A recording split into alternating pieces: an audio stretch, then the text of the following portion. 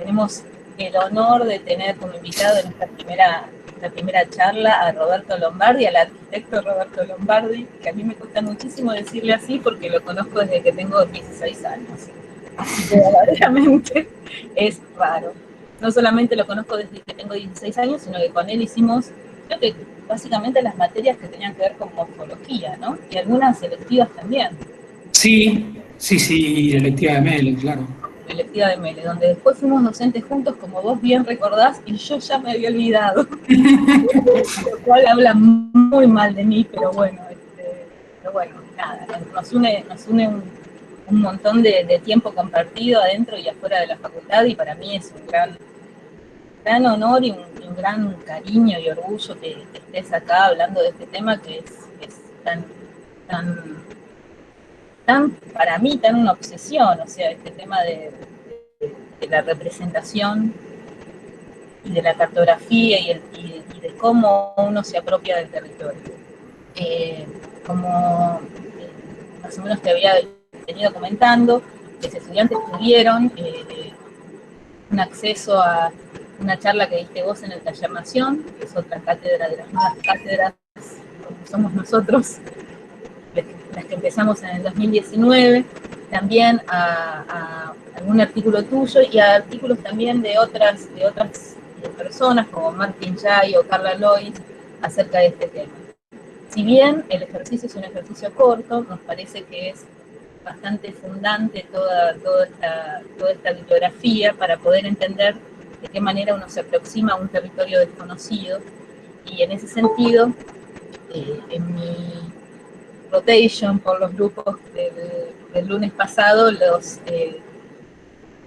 dije a los estudiantes que trataran de generarse preguntas para justamente ver, para poner en debate después de tu charla, así que estamos como con muchas ganas. Bueno.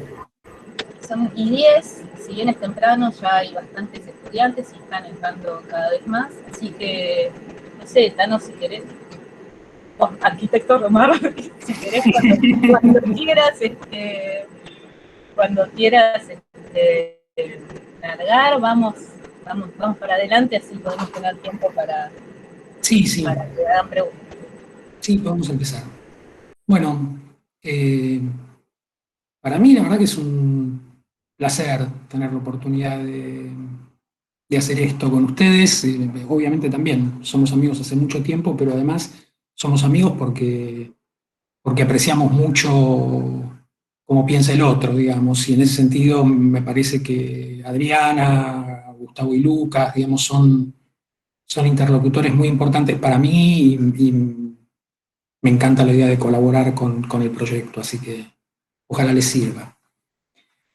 Bueno, la idea era encuadrar un poco este tema en esta relación entre, primero como poner el foco sobre esta cuestión de la cartografía urbana, ¿no? Cómo entender este trabajo vinculado a los sistemas de representación enfocado en esta tradición definida por las proyecciones, por los sistemas de representación geométricos, por la notación simbólico abstracta, digamos, que tiene una tradición muy fuerte en arquitectura, pero que justamente en las dimensiones urbanas y territoriales se integra a saberes que son a la vez bastante heterogéneos a la arquitectura, que son los saberes de la descripción de la geografía, entre otros. Así que por un lado quería tratar de encuadrar ese problema, como ese problema un poco de la constitución del procedimiento de representación, pero sobre todo en relación a este problema de la clasificación y la operatividad, porque veía que de alguna manera en la agenda estaba esta puesta en cuestión de los modos de representación hegemónicos y no hegemónicos, y me parece que eso es un tema sobre el que vale la pena pensar un poco. Y me parecía que por otro lado era interesante hacer eso enfocando sobre Buenos Aires. Los que me conocen saben que es un poco un objeto favorito para estudiar estas cosas. Quería empezar, ¿se ve bien todo esto? ¿Vamos bien? ¿Alguien puede abrir el micrófono y decir si sí o si no? Sí, se ve bien. Perfecto, gracias. Sí.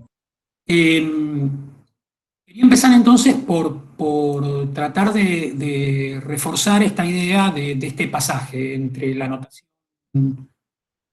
tónica urbana y la notación urbano-geográfica o urbano-territorial, donde efectivamente hay una matriz común. Esa matriz es la geometría, ¿no? Recuerden que etimológicamente geometría quiere decir medir el mundo, ¿no? Como en el griego antiguo, y que eso implica justamente desplegar una ciencia para tratar de traducir a modelos abstractos el comportamiento del universo, digamos, ¿no? Y en este sentido, la cartografía geográfica es evidentemente un campo muy interesante que tiene todavía en la actualidad una gran influencia, no solo en el registro, sino en la organización de las ciudades y del hábitat, y particularmente esta cuestión de la geografía, de la geometría, ¿no? Quería empezar por acá, por este documento que es el que suele ser conocido como el primer mapa científico del mundo, es el que hace Diego Rivero. Después de armar los mapas para la expedición de Magallanes, es el documento que de alguna manera sintetiza las consecuencias de la expedición de Magallanes, que es la ratificación de esta idea de cómo tratar de desarrollar en un plano el globo, ¿no? Y cifrarlo con toda una serie de herramientas que tienen que ver con cómo trazar paralelos, meridianos y rumbos, guiado por la brújula, ¿no? Y producir todo este andamiaje geométrico sobre el que dibujar. Pero por otro lado, también introducir en el mismo documento las herramientas de interpretación, ¿no? Como la brújula o el compás. Pero me quería detener en este tipo de registro, donde sobre ese sistema de estructura geométrica y de rumbos de navegación que cifran de alguna manera la relación entre el barco y todo ese territorio muy incierto que es el océano, ¿no? Cuando se parte de los puertos de Europa hacia los externos, digamos. Y esta idea de seguir un rumbo con la brújula, de ir por un lugar que no es muy indiferenciado, muy de alguna manera desconocido, guiado por una herramienta y una geometría. Pero sobre eso, ¿no? El mapa empieza a tener este comportamiento como de bitácora, ¿no? Como de empezar a anotar el comportamiento de la costa y empezar a anotar los nombres de los accidentes, ir bautizándolos, ¿no? Siempre con el nombre de algún santo probablemente, según la fecha calendaria en la que se avista o alguna cosa por el estilo, y empezar a tener entonces toda esta cadena de nombres vinculados a un contorno de una línea que ahora no es una línea trazada con herramientas geométricas, es una línea de mano suelta, pero que va adquiriendo progresivamente precisión por la manera en la cual se va encajando sobre este andamiaje. Pero además de eso, quería detenerme en este momento en el que concretamente, ¿no? el borde continental empieza a quedar abierto y se empieza a producir una relación entre un campo conocido del registro, que es el del mar y el de la costa. Eso es lo que el mapa pretende informar más extensivamente, más pormenorizadamente, la navegabilidad, digamos.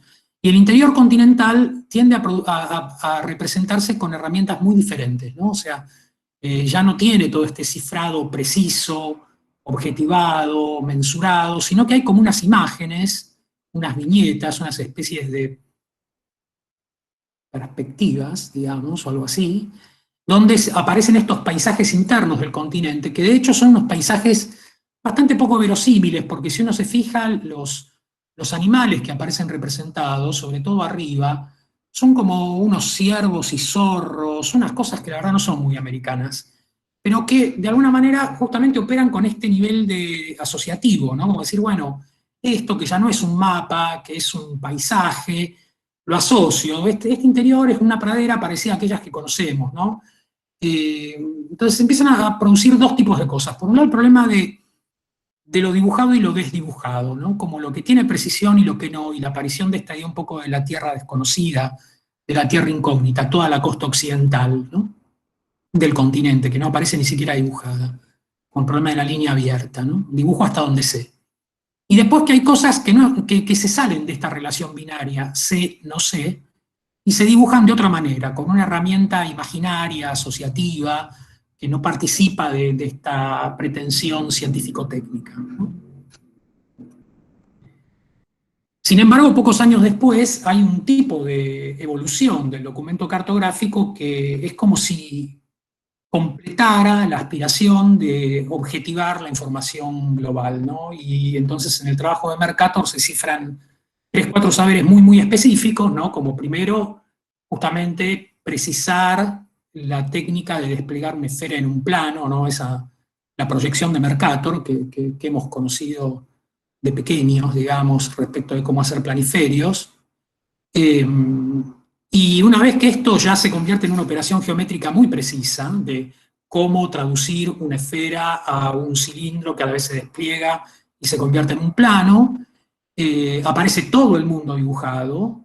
No se considera oportuno decir que no se sabe algo, sino que todo se dibuja con precisión. Y además aparece una tecnificación, o en todo caso un avance científico sobre el problema de cómo escribir. Porque lo que hace Mercator se deshace de la tradición del uso de la pluma medieval, la letra gótica, cambia la forma de afinar y de usar la pluma, y empieza y produce un manual de tipografía antes de hacer el mapa. Es el primer manual de tipografía moderna en el que por primera vez se utiliza la letra cursiva y la itálica, y consigue desarrollar una herramienta para escribir mucho chiquito, ¿no? Esta capacidad de cargar de información al documento, además, va acompañado de esta herramienta, el Organum Directorium, que está en el extremo del mapa y que, además, corrige todas las distorsiones de la proyección que sabemos que está por este problema de que si uno pretende que el polo se convierta en una línea, hay un nivel de distorsión de las superficies antárticas y árticas muy grande, pero cualquier navegante que se empieza a alejar de los trópicos sabe que tiene acá una herramienta para volver a corregir geométricamente el recorrido y saber que eso no va a ser una trayectoria de 8 meses, sino de 4 semanas, digamos, usando el modo de entender según la latitud en la que está y el compás, cómo tiene que corregir las medidas que se perciben en el plano, ¿no? Por otro lado, toda esta función imaginaria, iconográfica que solían tener los documentos, sigue apareciendo. Hay como unos tipos dentro del continente haciendo un asadito o algo. Hay incluso, a ver si puedo usar el puntero, sí. Hay incluso un monstruo marino, pero la verdad, si uno lo mira, el monstruo marino está como medio atrapado entre paralelos, meridianos, rumbos, no asusta mucho ya. Es como si esta matriz científica lo hubiera pasado por arriba y de alguna manera todos estos misterios empezaron a presentarse justamente desmistificados, ¿no? Lo que me interesa de este momento es que se produce un pasaje realmente sorprendente, ¿no? Como todo el andamiaje geométrico que servía para medir y relevar la geografía, ahora se convierte en el modo de administrar la geografía y por lo tanto de transformarla y reorganizarla.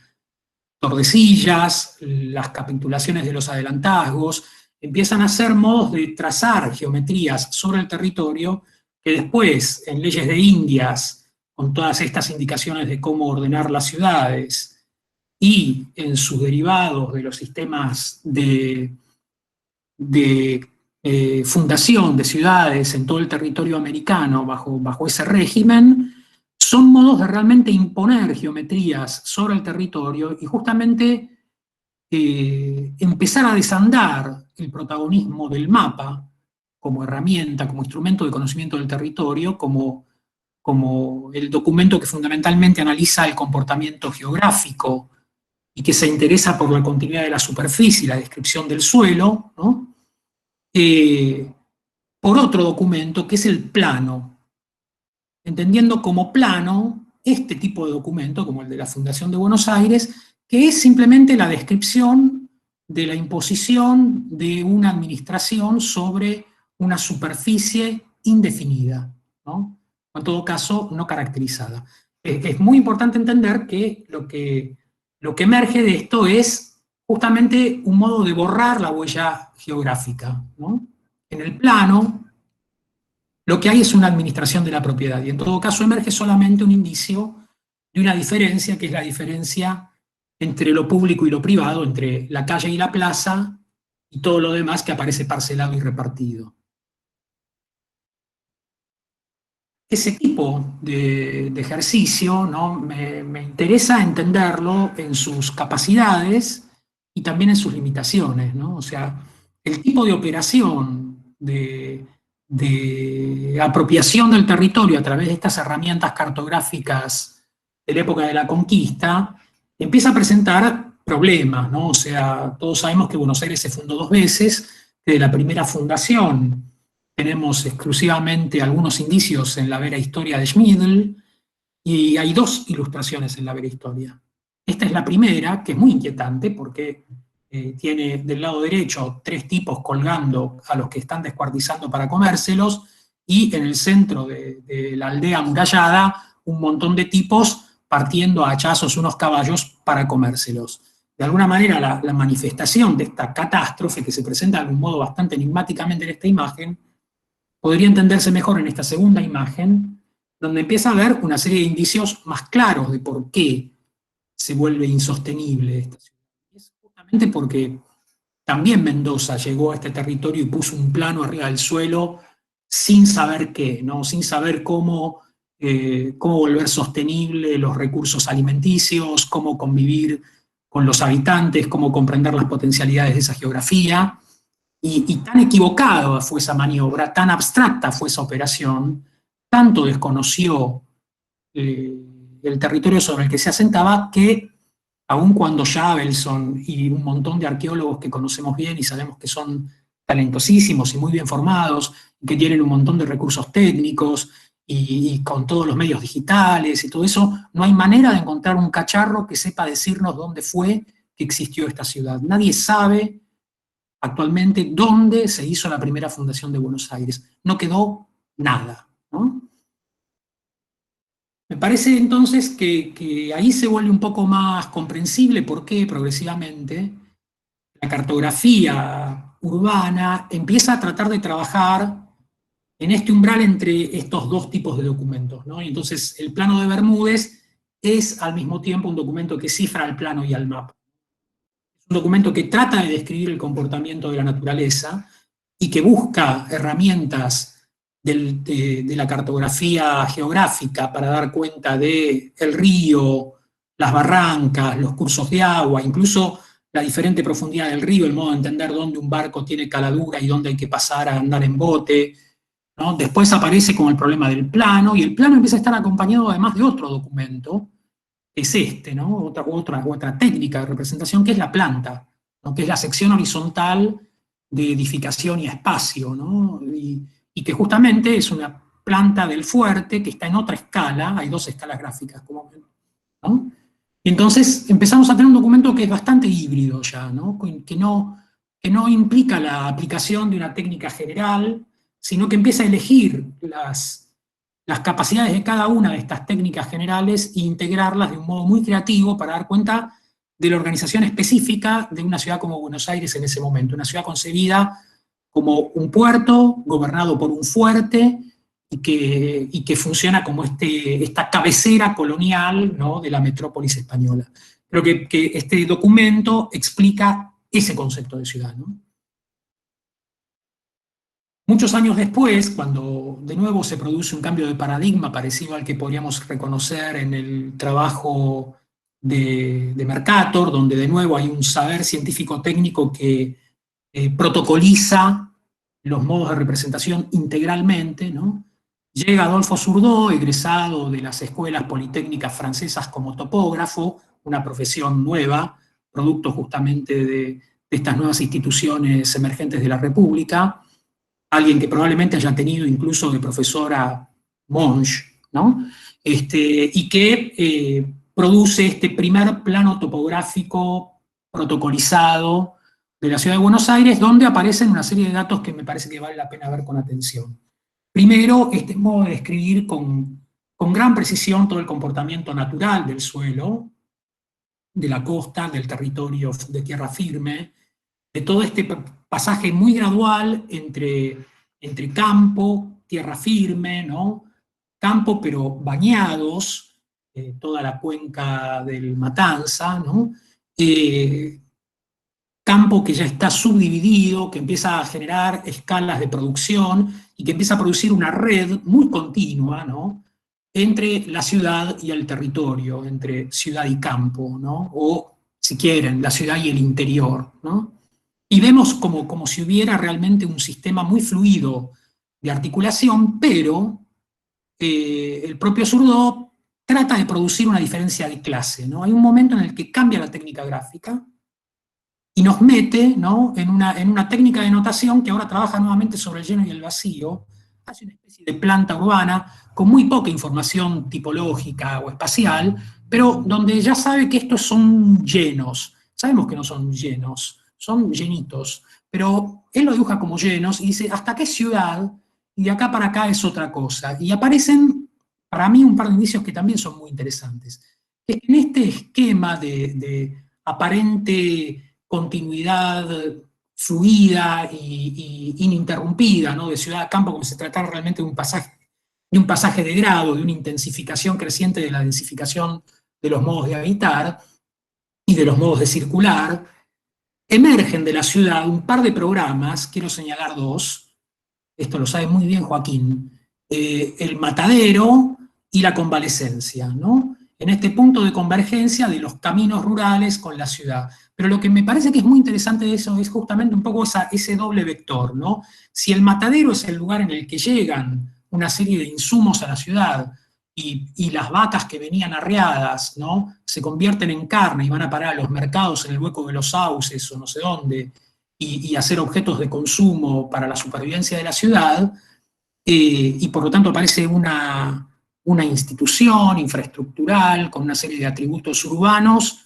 en esta frontera entre ciudad y campo. Aparece otra, que es la convalescencia, que funciona más bien al revés, como un vector de exclusión de la ciudad, ¿no?, como el lugar al que los enfermos son, no diría expulsados, pero por lo menos reportados, ¿no?, provisoriamente, aunque casi siempre definitivamente, y quedan recluidos en este lugar hacia afuera. Me parece que lo que es interesante de eso es entender que ahora toda esa continuidad, ¿no?, empieza a responder a un régimen de integraciones y exclusiones, que empieza a ser administrado, que empieza a suponer determinado tipo de, digamos, gobernanza del territorio. ¿Qué puede pasar? ¿Qué no? ¿Quién sale? ¿Quién entra? Aún en la fluidez del dibujo de Zurdo podríamos empezar a reconocer indicios de que esto no es un tránsito tan natural, no se trata de una dinámica tan fluida, sino que efectivamente hay algo que la cartografía empieza a mostrar, pero como un indicio, como apenas un síntoma, ¿no? Esto muchos ya lo han escuchado, pero no puedo dejar de decirlo. Cuando uno mira el plano de Glade de 1867, que publica Tollard en los libros más antiguos de Buenos Aires, en la copia que está en el Museo Mitre, ¿no?, o sea, él reproduce la copia del Museo Mitre, lo que aparece es un plano, una reproducción del plano, que está dibujado en lápiz encima por alguien. Como la copia es del Museo Mitre, a mí me gusta pensar que es Bartolomé Mitre el que lo dibujó arriba. Y dibuja estas cosas Bartolomé Mitre, ¿no? Dibuja como unas defensas, unas fortificaciones, unas líneas encima del plano, ¿no? Me gusta mucho este momento de este documento, que es que todo eso que aparecía velado de alguna manera en la cartografía, cuando trabaja con un protocolo riguroso y no puede integrar nada que se salga de su lógica de grado y clase, digamos, ¿no? Viene, digo yo, Bartolomé Mitre, y se pone a dibujar arriba, y lo que dibuja es las defensas y las fortificaciones del sitio de Buenos Aires, ¿no? Probablemente para ilustrar alguno de sus libros de historia que estaba por ahí escribiendo en ese momento, pero lo que es importante es que lo que se manifiesta en ese dibujito es que en realidad toda esa fluidez que reconocíamos en la topografía de Tollard o de Glade, tiene que ver también con esta brutal interrupción, ¿no?, con una frontera de guerra que mantuvo literalmente segregado el territorio de la ciudad del campo durante muchísimo tiempo, quiero decir, en guerra, ¿no?, con tipos tirándose cañonazos y matándose de un lado al otro, mientras veíamos que los campos fluían y los caminos corrían de un lado al otro, ¿no?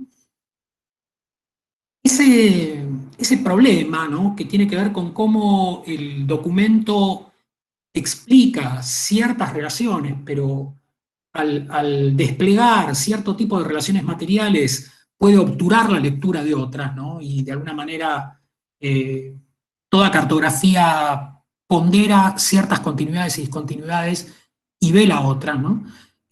Hace que se vuelva siempre necesario ejercer un poco este ejercicio de interpretación de los documentos, no solo para leerlos, sino también para representarlos y dibujarlos, ¿no? Y en este sentido me interesa mucho también esta práctica o esta dinámica de paradigmas, ¿no? O sea, estando ya consolidado el paradigma topográfico, vuelve a hibridizarse, porque en la última parte del siglo XIX empiezan a aparecer tipos de materiales urbanos, como el ferrocarril, que cambian el estatuto de las cosas. Y entonces, si el movimiento de los flujos se daba por el espacio público bajo la forma de calle o camino rural, ahora empieza a tener infraestructuras, quiero decir, rieles que además tienen que andar saltando terraplenes y ríos, con lo cual se convierten en construcciones tridimensionales, viaductos, que a la vez ordenan estaciones y tramos de circulación, o sea, empieza a haber un problema de fluidez de circulación de los flujos, bifurcaciones, nodos, ¿no? Detenciones, y por otro lado se presenta entonces un poco este nudo con la aparición ahora de otro tipo de cambio de clase, que es un tipo de urbanidad diferente a la urbanidad del casco urbano, y es la urbanidad de estos bordes portuarios industriales, con saladeros, con curtiembres, con todo este movimiento de producciones que a la vez empieza a estar asociado a los muelles del puerto y la articulación entonces entre los puertos del Riachuelo y los puertos del Río de la Plata y los corredores ferroviarios. Y ahí, en estos modos de representación, emerge una técnica que también es cualitativamente distinta, que no es la del mapa geográfico, ni la del plano de la conquista y la administración, ni la de la planta urbana arquitectónica, sino que es la del diagrama, ¿no? La del tipo de dibujo que trata de poner en relación la continuidad y discontinuidad de los flujos como esquemas, como fuerzas de recorrido trazadas sobre el territorio, ¿no? Y en esa técnica, en una técnica que se vuelve abstracta, que incluso aspira a la parametrización y a la cuantificación, ¿no? Como en este documento producido sobre los ferrocarriles a principios de siglo, ¿no? Podemos ver estos diagramas de los ferrocarriles, donde lo que vemos es cómo se bifurcan las redes, cómo varía la cantidad de pasajeros que se suben en cada estación, en un tipo de documento que no cifra la geografía del territorio con su posición, con su medida, con el comportamiento del suelo, ni con la sección horizontal, con la descripción del espacio, sino fundamentalmente con la descripción de la continuidad y discontinuidad del recorrido de flujos, de su cambio de cantidad, ¿no? Como si realmente se tratara de una cuantificación y una parametrización de la información. Esa cifra entre mapa y diagrama, y plano, y planta, también produce otro tipo de documento más complejo, es el plan. El plan es este documento que navega entre el relevamiento y el proyecto y que en su modo de representar representa al mismo tiempo lo que existe y lo que pretende incluir, ¿no? Y lo que se proyecta. Entonces empieza a utilizar, por ejemplo, la notación indicando con un tipo de línea punteada las vías que habría que hacer y todavía no están hechas, y con línea llena las vías que están. Y permite ver como en rojo el diagrama de los ferrocarriles y sus potenciales crecimientos, y en negro el diagrama de las actuales avenidas y sus potenciales crecimientos. Este es el plan de la Comisión de Estética y Edilicia del 24, mejor dicho, es una de las láminas. Pero además va cifrando materiales entre sí. Imagina que hay una relación entre estos dos grandes campos de administración de flujos, ¿no? El del movimiento del tren, carga y pasajeros, y el del movimiento de las avenidas, como vehículos, automóviles, ¿no?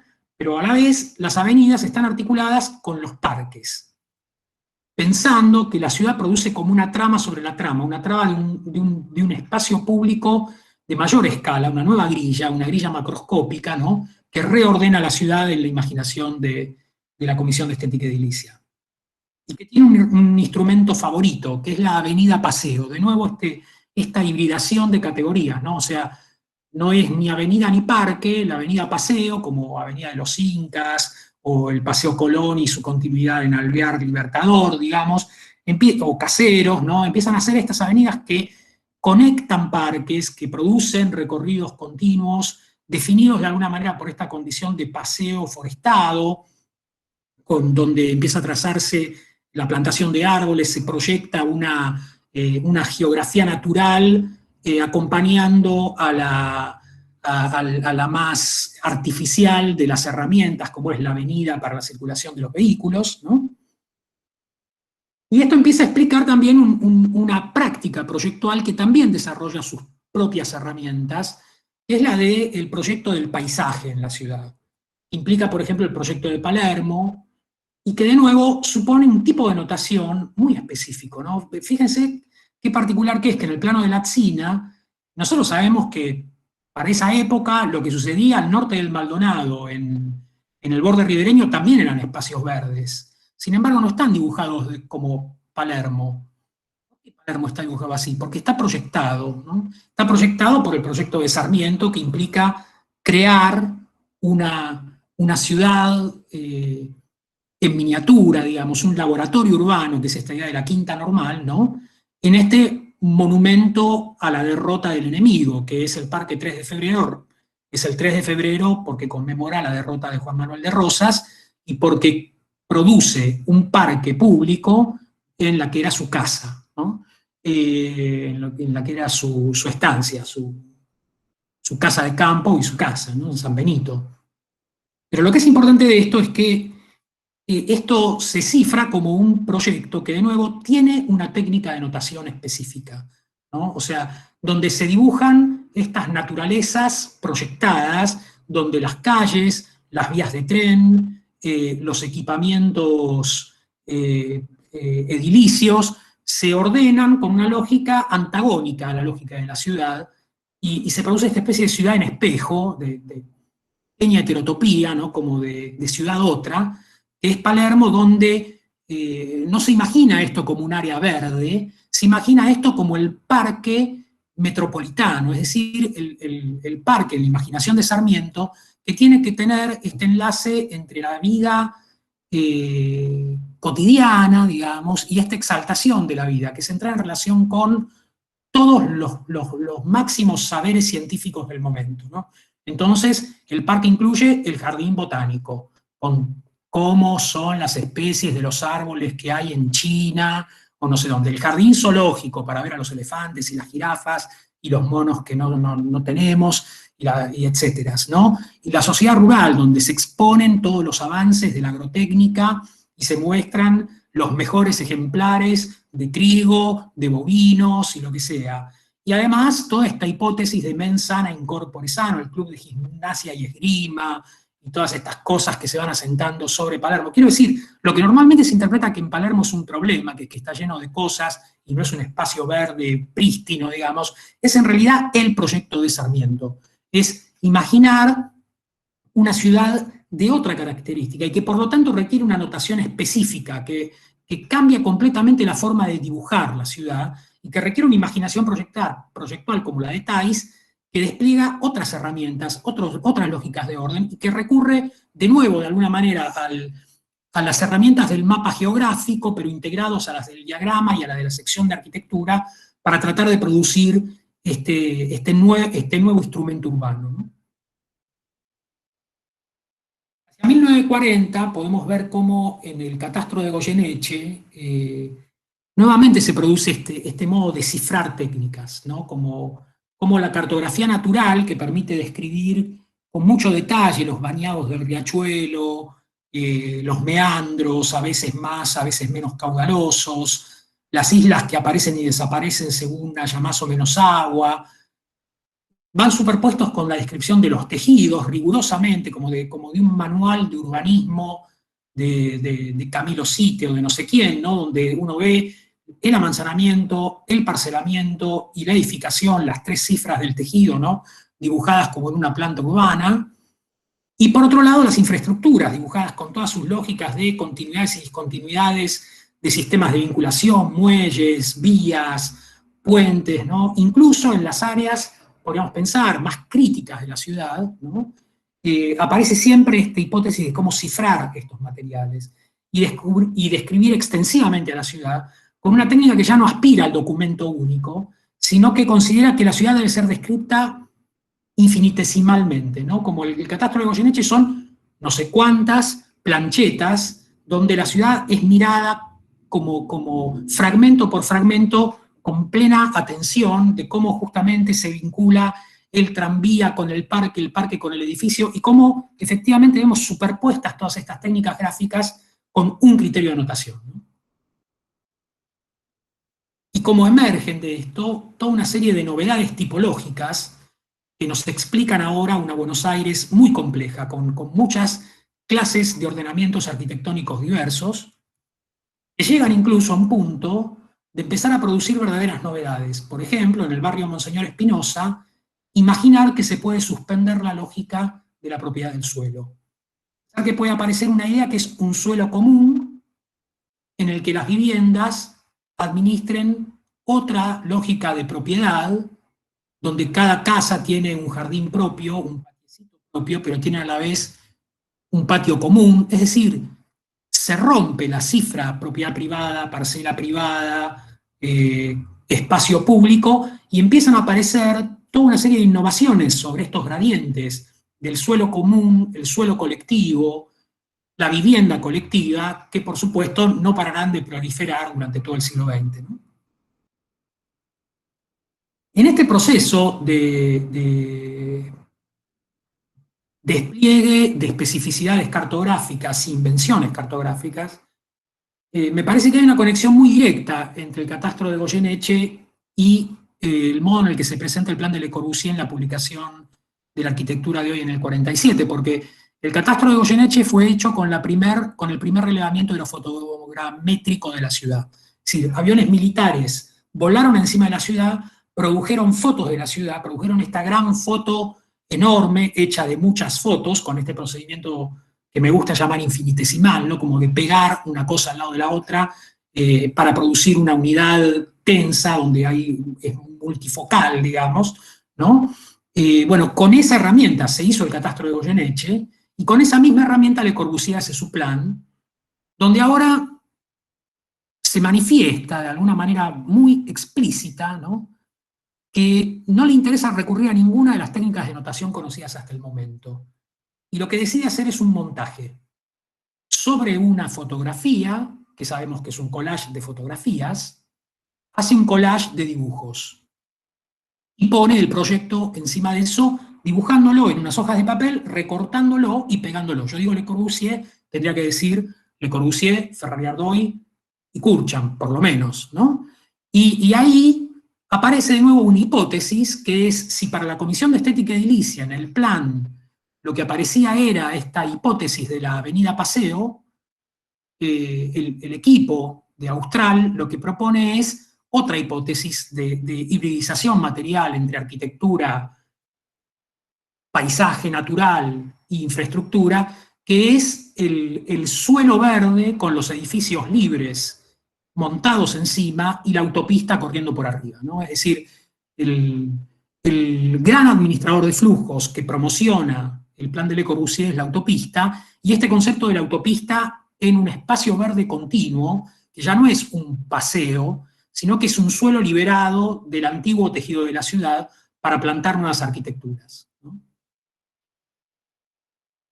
El ejercicio de relevar la ciudad con la aerofotogrametría nos trae un poco este problema del documento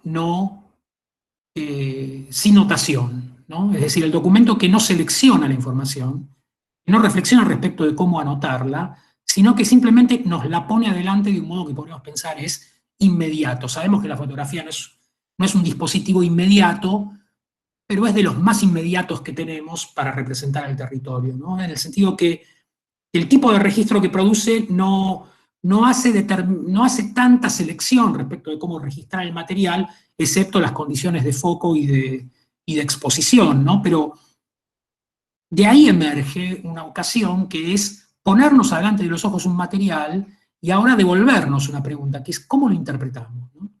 Porque es cierto que cuando uno ve este registro aerofotogramétrico del 65, lo primero que te sale es decir, che, ¿qué es esto? ¿No? O sea, ¿qué es esto? ¿Qué será esto? Justo pasaba una nube, no, es el humo de la quema, ¿no? Es el humo del basural, es esta situación de industrias en un proceso de contaminación ya súper desarrollado, articulado a los basurales, articulado de alguna manera a este consumo del suelo urbano, un consumo efectivamente destructivo, digamos, ¿no?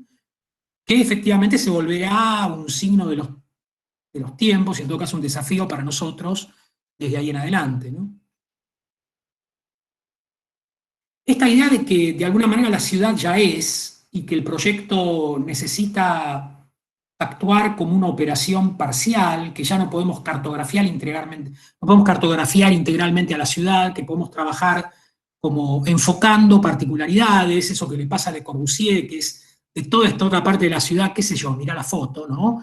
Y que de alguna manera se instala como un problema de la limitación del control de la forma, ¿no?, de la ciudad.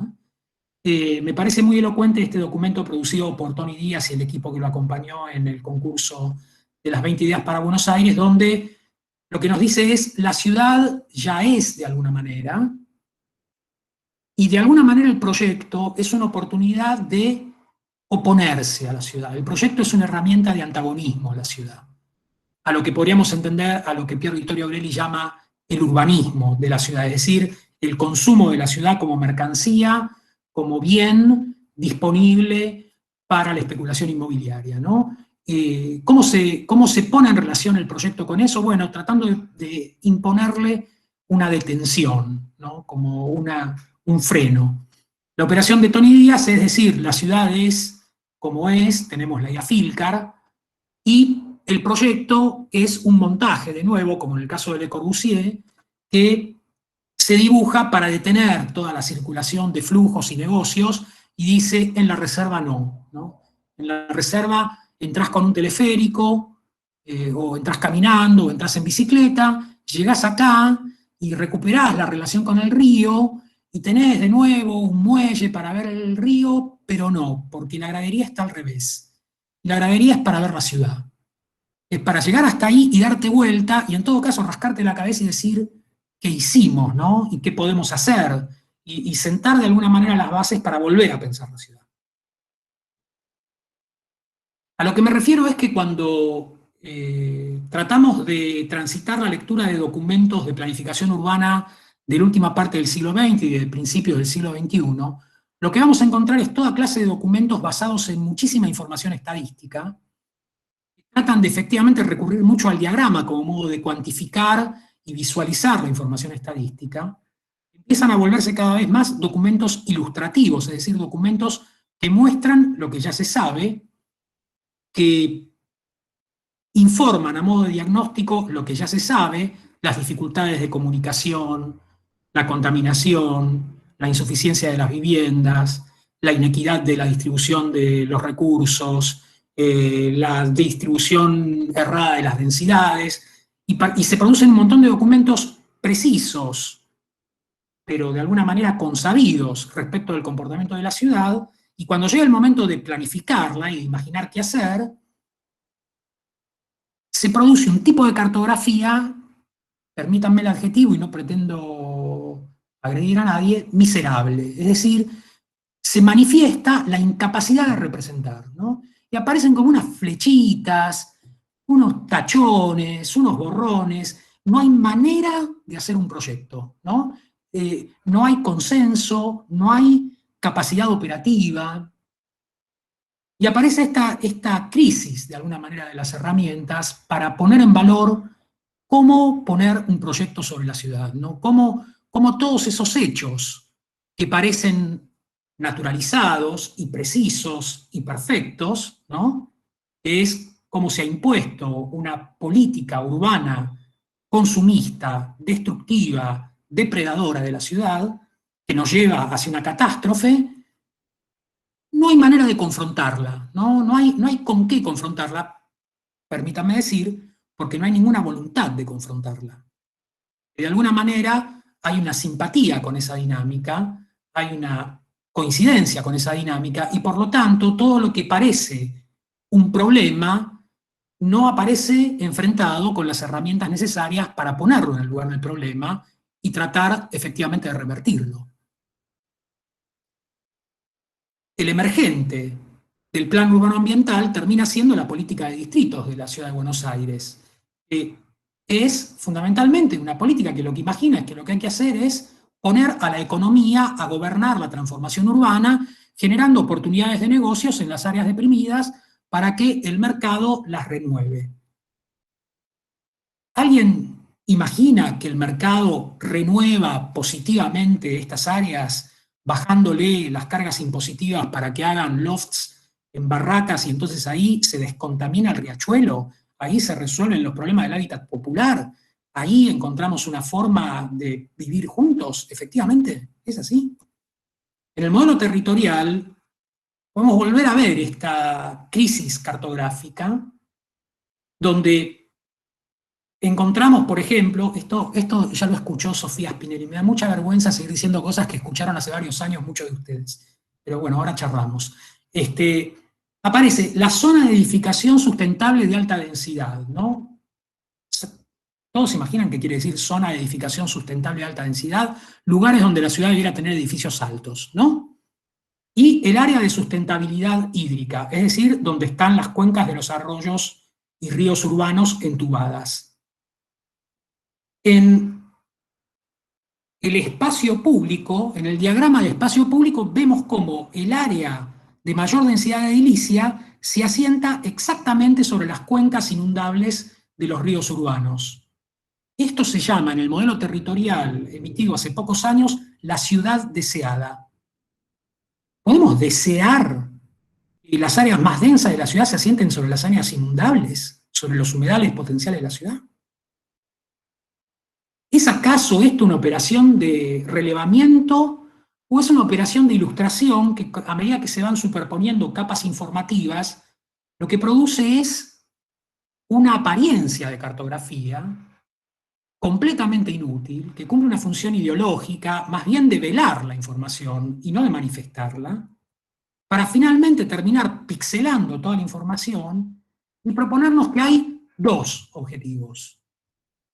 La equitatividad del valor del suelo puede entenderse como un valor muy positivo de la ciudad, es decir, todo el suelo de la ciudad debe valer lo mismo, ¿no?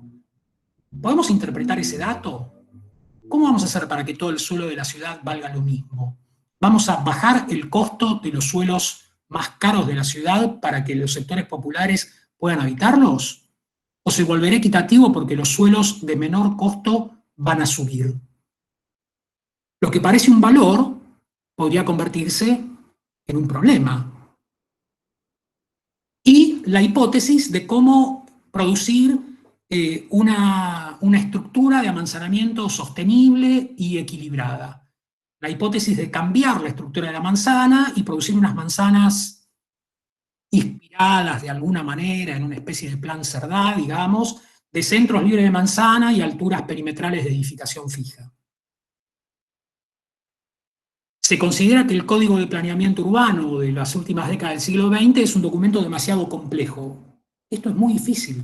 Tiene muchas zonas muy diferentes. No se entiende nada. No puede ser tan complicado. Tenemos que hacer un nuevo código urbanístico donde todas las alturas sean equivalentes y haya muy pocas variables y poder representar a toda la ciudad con unos pocos esquemas de diferencia.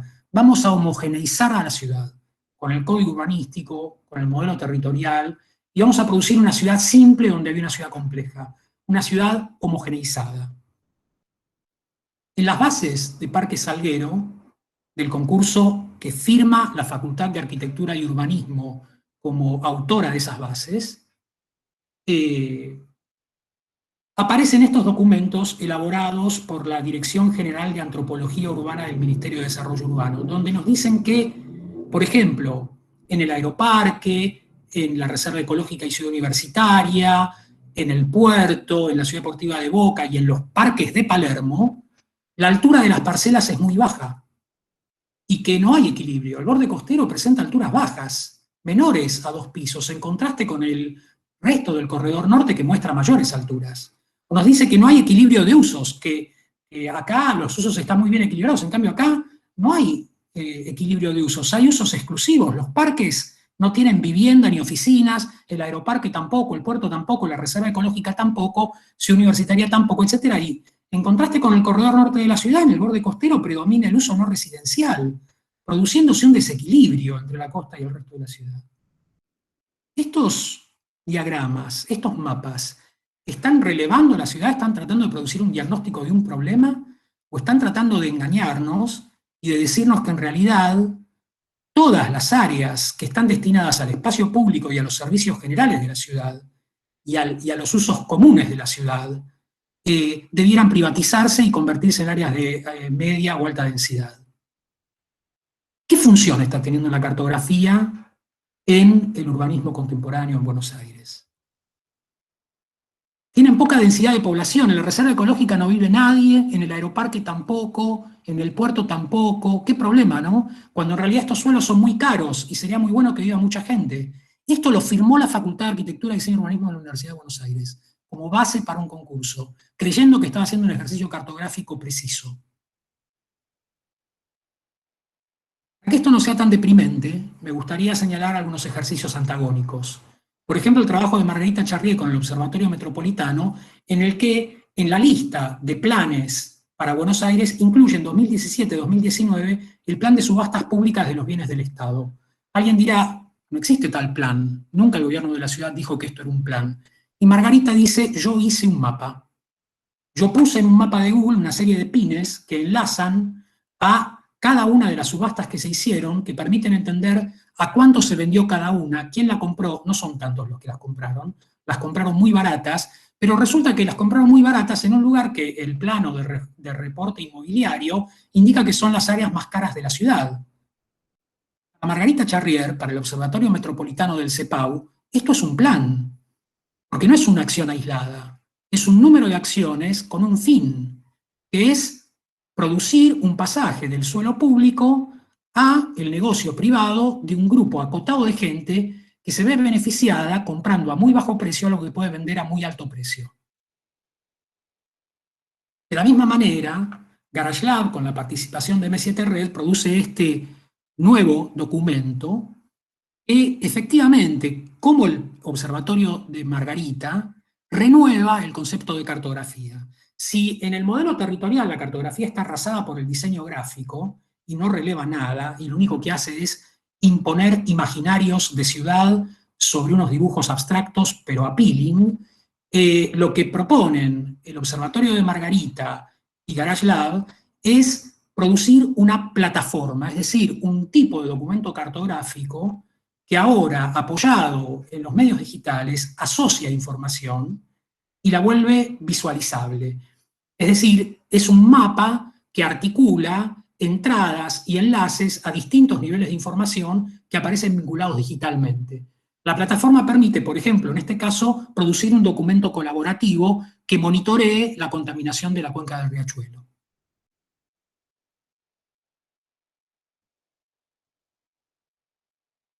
También las plataformas producen este tipo de documentos, ¿no? O sea, también Google Earth es una plataforma, es un sistema de enlace de información digital visualizable por un navegador. Y no es un mapa, y nos vuelve a llevar al territorio de la imagen y no de la notación, y nos vuelve a poner frente a las imágenes como una interrogación, ¿no? Cuando hace algunos años, con Ariel Jakubowicz y Gabriela Cárdenas, nos tocó trabajar en los talleres de arquitectura y urbanismo de la UNSAM, en el área de Carcova y los Bajos del Reconquista, en San Martín, que ustedes conocen bien, lo primero que encontramos es que estos materiales parecían desplegarse cómodamente frente a nuestros ojos, y parecían presentarnos que todo estaba a la vista, ¿no? Pero resultaba que del SEAMSE, lo que sucede del Reconquista hacia la izquierda, era imposible saber nada. Toda la información empezaba a quedar cerrada con 4 llaves, el lugar era inaccesible, etc. De el penal y lo que sucedía adentro era muy difícil saber algo.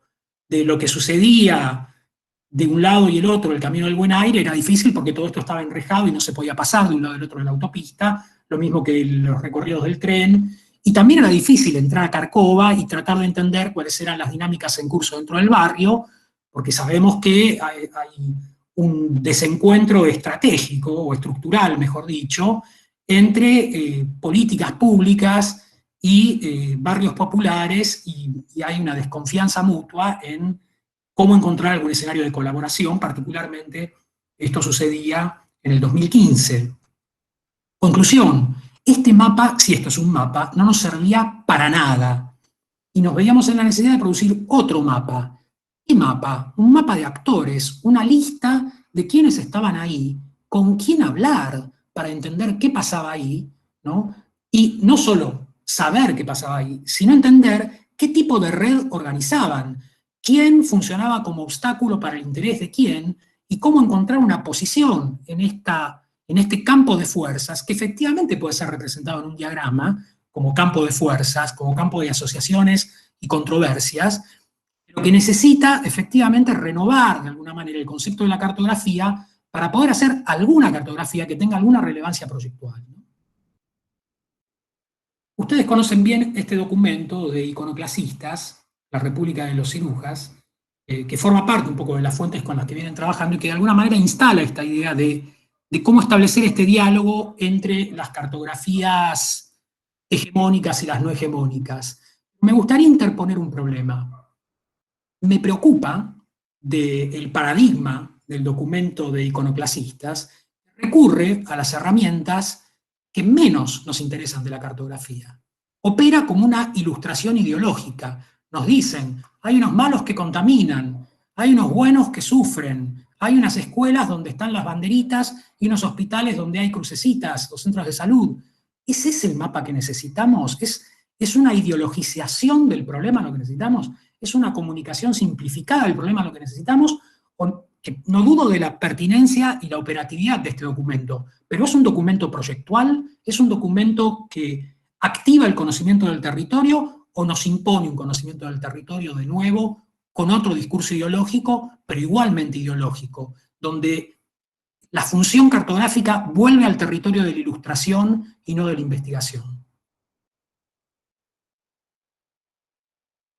Era un poco lo que tenía ganas de mostrarles. Y de alguna manera lo que me interesaba proponer como plataforma de conversación. Bueno, abro aplausos.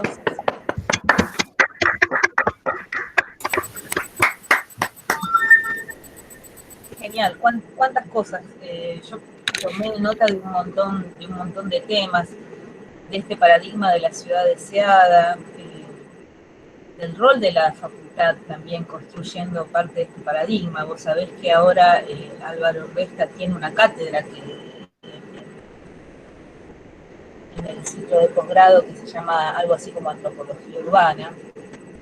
Sabés también que ese proyecto no pasó por la comisión directiva, y que cada vez que alguna de nosotras, las que pertenecemos a la colectiva de arquitectas, tratamos de sacarlo, nos callan la boca y nos dicen que bueno, que el vicedecano que estaba llamado para abrir las sesiones con respecto a Costa Salguero no fue porque el problema urbano es demasiado complejo como para que vaya un diseñador gráfico.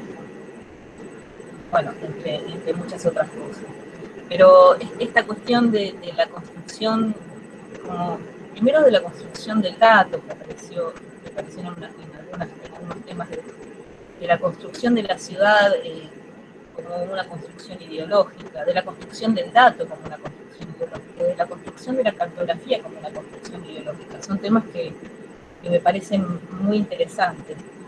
Me gustaría abrir las preguntas o los comentarios a los estudiantes que están atravesando este trabajo. Yo te acerqué a vos la guía del esquicio que estamos haciendo, de poner en relación un mapa justamente con un dato construido con la construcción de ese dato, tratar de acercarlos a la construcción de ese dato. y ya en esa primera instancia empezaron a encontrar unos desfasajes bastante interesantes, y me gustaría que, bueno, que hablemos del ejercicio, que hablemos de la riquísima, un montón de hojas, de la riquísima charla que nos diste, pero me gustaría que participen los jóvenes.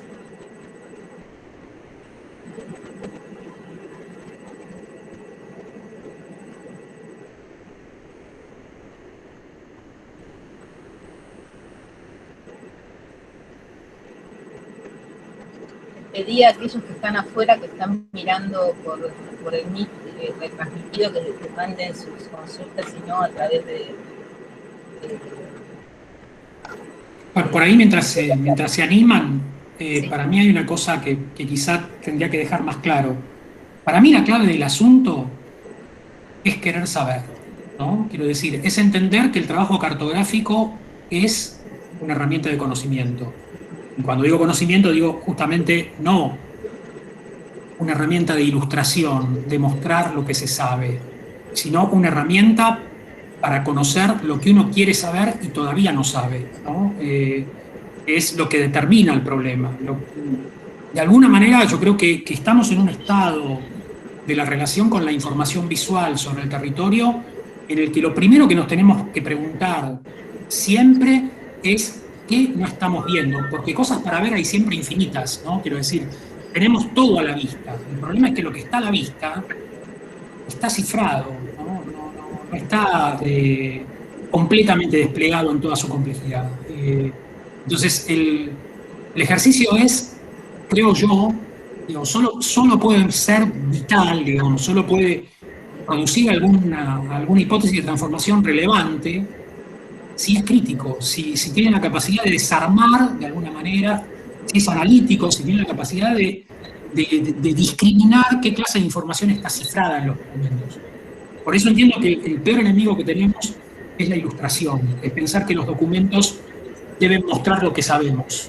Y que en todo caso nuestra mayor fortaleza es tratar de encontrar la capacidad de investigación de los documentos. Y por eso me interesa tanto interrogar mucho al estatuto de los documentos y ver cómo se cruzan y se hibridizan permanentemente como los protocolos de los documentos. Porque justamente si se mantienen estáticos, empiezan a cristalizar la información y la vuelven a cifrar de un modo que recupere evidencia y que vuelve a volverse, y que se vuelve opaca de nuevo, ¿no? En cambio, cuando uno trata de hacer una cosa con otra, rápidamente se enrarecen las herramientas y tienen esta capacidad de demandarnos una interrogación, ¿no?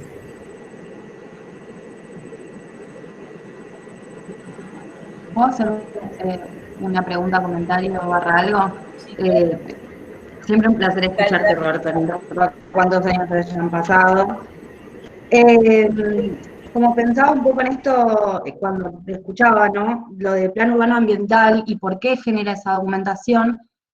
Por ahí me estoy yendo muy para otro lado, pero digamos, como quien produce ese documento, está un poco vinculado como al paradigma, ¿no? Que no es un paradigma de planificación como de estado de bienestar, y entonces por ahí que, digamos, que esté vinculado más a un paradigma por ahí de la gobernanza, tiene que ver algo, ¿no? Con cómo termina siendo representada la ciudad y su diagnóstico, y en realidad su no diagnóstico, su no representación, ¿no?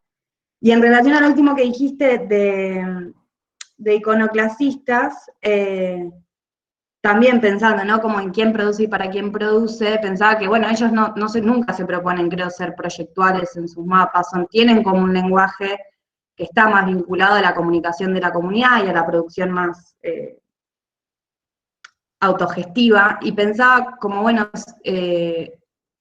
me parece que tu charla da pie a pensar que no hay ningún mapa que no sea ideológico, que no tenga una ideología por detrás, y que efectivamente el proyecto o el mapa que efectivamente tenga una intención proyectual también va a tener una ideología por detrás, necesariamente. Sí, quisiera aclarar un poco el uso del término ideología, está bien que lo menciones, porque no estoy queriendo decir por ideología un posicionamiento político, ¿no? Sino que estoy queriendo decir con ideología el logos de las ideas, o sea, la manera en la cual lo que uno ve es algo que se presenta como un concepto cristalizado, como una afirmación cerrada y que no tiene ninguna capacidad de interrogar al fenómeno, donde ya aparece definida la escena, ¿no? Y en ese sentido, sin ninguna duda, todos estamos amenazados por lo ideológico en ese sentido, quiero decir, por nuestra obtusidad, digamos, por la manera en la cual nuestra convicción política nos ciega, ¿no?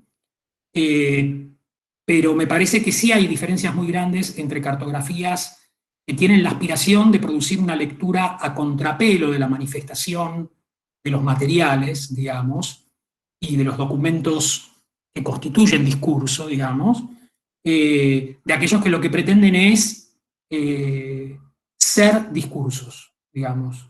Me parece que en eso, para mí, y en esto no pretendo, y me parece importante hacer una aclaración, quiero decir, yo no quiero ser acá el detractor de Álvaro García Resta, digamos, o de quien sea. Digo, me parece que todo documento está basado en una comprensión de cómo llevar adelante una ponderación de prioridades políticas y que puede estar hecho con las mejores intenciones. Me parece que lo que sí necesitamos es entender qué tipo de relación queremos tener nosotros con esas versiones de las cosas, ¿no? Y en ese sentido, me parece que sí, y de hecho, me parece que el trabajo que hace Iconoclastistas es muy bueno, pero es muy bueno para algo. Es un trabajo de diseñadores gráficos, entiende que la función del documento es ilustrar y comunicar. Para mí, la función de la cartografía no es ni ilustrar ni comunicar, es investigar y eventualmente criticar y construir. Son todas funciones muy, muy diferentes, ¿no? Y entonces el problema es cómo articularse proyectualmente con esa función, ¿no? Esto no es una novedad, todo es para los estudiantes. Supongamos que están entrando en proyecto urbano y que hasta ahora el problema del urbano no saben cómo es. Mentira, pues yo algunos ahí sé que saben bastante. Pero pongámosle que solo sabemos las cuestiones arquitectónicas. Bueno, digamos, de cómo dibujar un edificio se deduce exactamente lo mismo. Digo, hay edificios que se dibujan ideológicamente. ¿Qué quiero decir con que se dibujan ideológicamente? Digo, todos hemos de alguna manera convivido con la escuela de partido, que es un modo ideológico de representar. Quiero decir, es un modo de decir, este edificio es un cucurucho. Y entonces, ¿qué tengo que dibujar? Un cucurucho. ¿Qué hago mientras dibujo? Afirmo que es un cucurucho. ¿Tengo algo que investigar? Nada. Cuando llegue el momento de materializar, lo que tengo que hacer es construir un cucurucho. ¿Y cómo nos va? Pésimo, porque creemos que cada vez que hay que tomar una determinación tecnológica, una determinación programática o lo que fuera, no voy a poder hacer el cucurucho, ¿no? ¿Cómo voy a hacer para que todo este mundo de gente que conspira en contra de mi cucurucho me deje hacer mi cucurucho? Es horrible, es una visión de la construcción del proyecto completamente ideológica. ¿Se entiende lo que quiero decir con ideológica? Es una idea cerrada, impermeable, que no tiene capacidad de reflexionar y que cree que es una gran idea. Es una gran idea hasta que se encuentra con 1000 colisiones con la realidad y es una batata. Hay algo espero que ahí se entienda en el territorio del urbano con las herramientas de lo arquitectónico. ¿Cómo dibujamos la arquitectura? Y la tenemos que dibujar como una investigación, la tenemos que dibujar como una pregunta sobre de dónde sale esta geometría, por qué estos dos elementos son iguales, por qué hay uno que es distinto. Digo, si no vamos interrogando eso, si todo lo que hacemos está todo cristalizado, somos unos arquitectos horribles. En cambio, si los urbanistas hacen todo lo que está cristalizado, son urbanistas. Funciona fenómeno. Son planificadores, es en el plano urbano ambiental. Me parece que ahí está el problema. En una falta de empatía con el problema, ¿no? O sea, digo, me parece que vos lo decías bien, Sofía, es con una falta de registro del estatuto del problema. No se actúa como si el problema fuera urgente, grave y necesario de ser transformado. Se actúa como si la ciudad está más o menos bien como es, qué sé yo. Tengo una casa en un country, voy en un auto que está bueno, y la verdad sí, no, hay muchos problemas. Pero vuelvo a hacer unos dibujos donde los problemas esos siguen todos iguales. Y soy capaz de dibujar una villa como si fuera un espacio verde, como ya sabemos, ¿no? Digo, hay cartografías escandalosas de la historia de la ciudad de Buenos Aires en ese sentido. Sí, el modo en el que se calculan los espacios verdes es bastante bastante discutible. De todo lo que venís diciendo, yo detecto que hay como una cuestión de performatividad en la realización, en quien hace la cartografía, ¿no? En todas las cartografías que vos presentaste hay como no solamente un registro, salvo tal vez en las fotográficas, el que hace una cartografía, el que opera sobre esta cartografía ya tiene como una mirada, o sea, ya hay como una intención al dibujarla y en el modo en el cual la dibuja. Y desde el lugar en el cual la dibuja. Tal vez se ve como más claramente en el plano urbano ambiental o incluso en las que tienen que ver, las que acompañan al proyecto de Costa Salguero. Y me parece que en medio, en esa dirección, hay una pregunta de Natalia Dinucci que dice: una buena cartografía es aquella que nos produce una pregunta y no deja todo dicho. Se pone... Bueno, en el marco de este ejercicio que tienen que hacer ustedes, no tengo ninguna duda de que sí, ¿no? O sea, si uno tiene que hacer un proyecto y empieza por una cartografía, la clave es que esa cartografía empiece a construir algunas preguntas. Me parece que es importante pensar que el proyecto se construye con unas preguntas, ¿no? Quiero decir, el proyecto es una acción transformadora, ¿no? Y me parece que enfrentar un escenario de transformación requiere interrogar a lo que necesita ser transformado, ¿no? En el sentido de tratar de saber para dónde transformarlo, ¿no? Eso que yo trataba de mostrar en el diagrama de los actores de Carcova como esa especie de campo de fuerzas.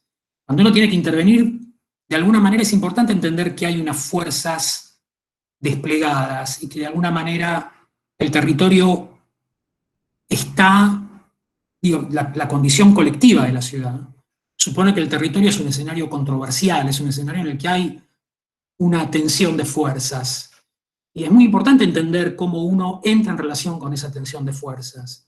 De una manera, insisto, que es importante que sea curiosa, que trate de entender, porque si es simplemente tomar bandos, uno puede cometer errores muy graves, en el sentido que puede actuar con las mejores intenciones, pero haciendo las peores cosas, ¿no? Como, me parece que en cualquier escena lo que está demandada es nuestra capacidad de reflexionar y de saber,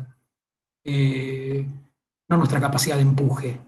Nuestra capacidad de empuje ayuda, pero no es suficiente. Me parece que es importante que el ejercicio se vuelva un ejercicio reflexivo, que más allá de tener conciencia política respecto de la escena, tengamos capacidad analítica, y capacidad analítica es capacidad de hacer preguntas, pero no de hacer preguntas retóricas, digo, de activar un trabajo con las preguntas, ¿no?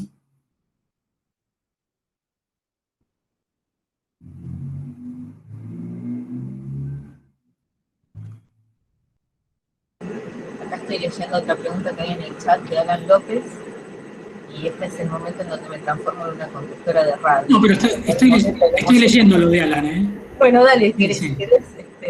lo decís vos directamente? No, la pregunta de ¿desde hace cuánto ocurre que se produce una falta de reflexión, digamos? A ver, bueno, qué sé yo, en Buenos Aires desde Pedro de Mendoza seguro, ¿no? Parece que los resultados están a la vista. Ahora, yo no diría que, digamos, no sé si es... no sé si es una falta de reflexión en general, ¿no? A mí lo que me preocupa es cómo trabajamos nosotros, cómo volvemos más reflexivo nuestro trabajo, el de cada uno de nosotros. Yo no quiero poner en cuestión la capacidad reflexiva de los demás. Quiero criticar su producción desde mis preguntas, digamos, en todo caso. No diría que hay mucha gente que no piensa. Diría que hay gente que está usando herramientas creyendo que va a ser una cosa y termina siendo otra, que hay mucha gente que cree que van a producir un cambio positivo en la ciudad haciendo algunas cosas y eso va a ser una calamidad, digamos. Eso me parece a mí. Creo que hay algunas pruebas más o menos objetivas, de todas formas, pero me parece que la clave es qué hacemos nosotros, ¿no? Cómo activamos nosotros nuestra capacidad reflexiva. Ahora, la ciudad es un campo de fuerzas desde siempre. ¿no? Y Buenos Aires es un campo de fuerzas desde siempre, y esas fuerzas han producido lo mejor y lo peor de la ciudad siempre, ¿no? Digo, quiero decir, yo puedo tener este discurso preocupadísimo sobre el destino de la ciudad, pero amo a la ciudad, digamos, amo a Buenos Aires, no me voy a vivir a ningún otro lado, digamos, y de hecho, esto que están viendo, digamos, que mostré en la teórica de hoy es producto de un trabajo colectivo de mucha gente, organizado alrededor de la cátedra de morfología, que es un gran acto de amor hacia la ciudad también, ¿no? O sea, que es el Archivo Buenos Aires y esta voluntad de poner los materiales de la ciudad como construcción técnica y cultural a la vista, ¿no? Y tratar de apropiarnos de eso y de abrir esos discursos y de meternos en ese tsunami y tratar de hacer surf y ir para algún lugar que esté bien, ¿no? Pero sí, para mí eso es más, podríamos decir, ha sido más grave, ¿no? Ha sido peor. Hemos tenido una dictadura que ha sido peor, hemos tenido muchos momentos horribles. Creo que en todo caso la clave es qué vamos a hacer en el futuro. ¿Qué estamos haciendo ahora para que el futuro sea mejor? Yo quería hacer una consulta, Roberto. Entre las cosas que dijiste, que de los problemas más graves era el de la ilustración. Y también hiciste referencia a que Surdeau probablemente haya estudiado con Monch directamente, ¿no? Sí. Y desde la arquitectura y desde la reflexión de la arquitectura, del ejercicio de la docencia de la arquitectura, la ilustración y el Monch a mí y lo cartesiano me viene como muy asociado. Yo me pregunto, ¿hay desde el cartográfico un resquicio para escapar de la ilustración o del Monch, o nos estamos yendo de lo cartográfico? Nosotros estamos proponiendo como esquicio, después del análisis de alguna cartografía más tradicional, indagar sobre cartografía no hegemónica, incluso que el estudiante proponga algún tipo de cartografía no hegemónica. Pero me pregunto, ¿hay manera de escapar, digamos, en términos arquitectónicos? Yo creo, más allá de los renders, creo que la planta y el Monch sigue dominando nuestros cerebros y nuestros corazones arquitectónicos. Creo que hay maneras de escapar de la arquitectura de eso. No estoy tan seguro si con la cartografía. Si hay leyes de la cartografía que escapan del Monch, digamos, de lo plano. Si hay maneras de meter otros aspectos que no son tan de la ilustración, tan del Monch, tan de lo cartesiano, pero que se mantengan dentro de las herramientas cartográficas. Sí, estaba buscando una cosa que ahora me gustaría compartir, pero voy por donde me propones. A ver, yo creo que empecemos por el principio. Yo no llamaría el Monch a los sistemas de representación geométricos, ¿no? El trabajo de Monch sistematiza y ordena eso en la República Francesa para constituir las escuelas politécnicas y para construir una agenda antagónica a la revolución industrial británica para generar un desarrollo industrial francés, digamos, ¿no? Y tiene un discurso inaugural en el programa del curso que quiero compartir. Ahora lo vamos a leer ese pedacito, porque creo que va a dialogar bien con lo que preguntas. Pero los sistemas de proyecciones preceden a Monch, vienen desde la tratadística renacentista, vienen desde la geometría del Antiguo Egipto, de alguna manera, vienen de Pitágoras, ¿no? Digo, para mí la geometría es una herramienta extraordinaria. Y para mí no hay como un problema de adentro de la geometría o afuera de la geometría. Hay un problema que es, ¿qué geometría? Y es cierto que el modelo cartesiano es un modelo de cierto tipo de aspiración de la afirmación racional, digamos, pero eso tampoco convierte al ángulo recto en una herramienta inútil para otro tipo de cosas. Para mí la clave del asunto es qué concepto de geometría queremos llevar adelante. O sea, para mí la idea de que la geometría es el instrumento para medirse con el universo es una maravilla, ¿no? O sea, y deshacerse de ese universo me parece una pérdida, no me parece una ganancia. Parece que, en todo caso, sí hay oportunidad de hacerse muchas preguntas sobre eso. Bueno, se la ha hecho Romini, se la ha hecho Zaha Hadid, digo, si querés putearte con el ángulo recto, tenés unas herramientas geométricas formidables en sus trabajos, digamos, o sea, en el camino de la topología, pero nosotros estamos haciendo un estudio desde hace muchos años muy intenso sobre la obra doméstica de Clorindo Testa. Ana lo sabe muy bien, y le ha metido un motor increíble a eso. Y ahí lo puede contar Ana directamente, pero hay una relación entre el problema de la ortogonalidad y la no ortogonalidad, que es una invención, es una revolución arquitectónica, digamos, increíble, si la estudiás con deseo y la querés entender. Y el problema de lo sensible, lo perceptivo, lo circunstancial y lo estratégico, geométrico y genérico, digamos, ahí producen un tipo de interacción y una productividad increíble, que puede ser considerada la mejor arquitectura del mundo perfectamente. Quiero decir, y dibujaba cuadraditos, lo lindo.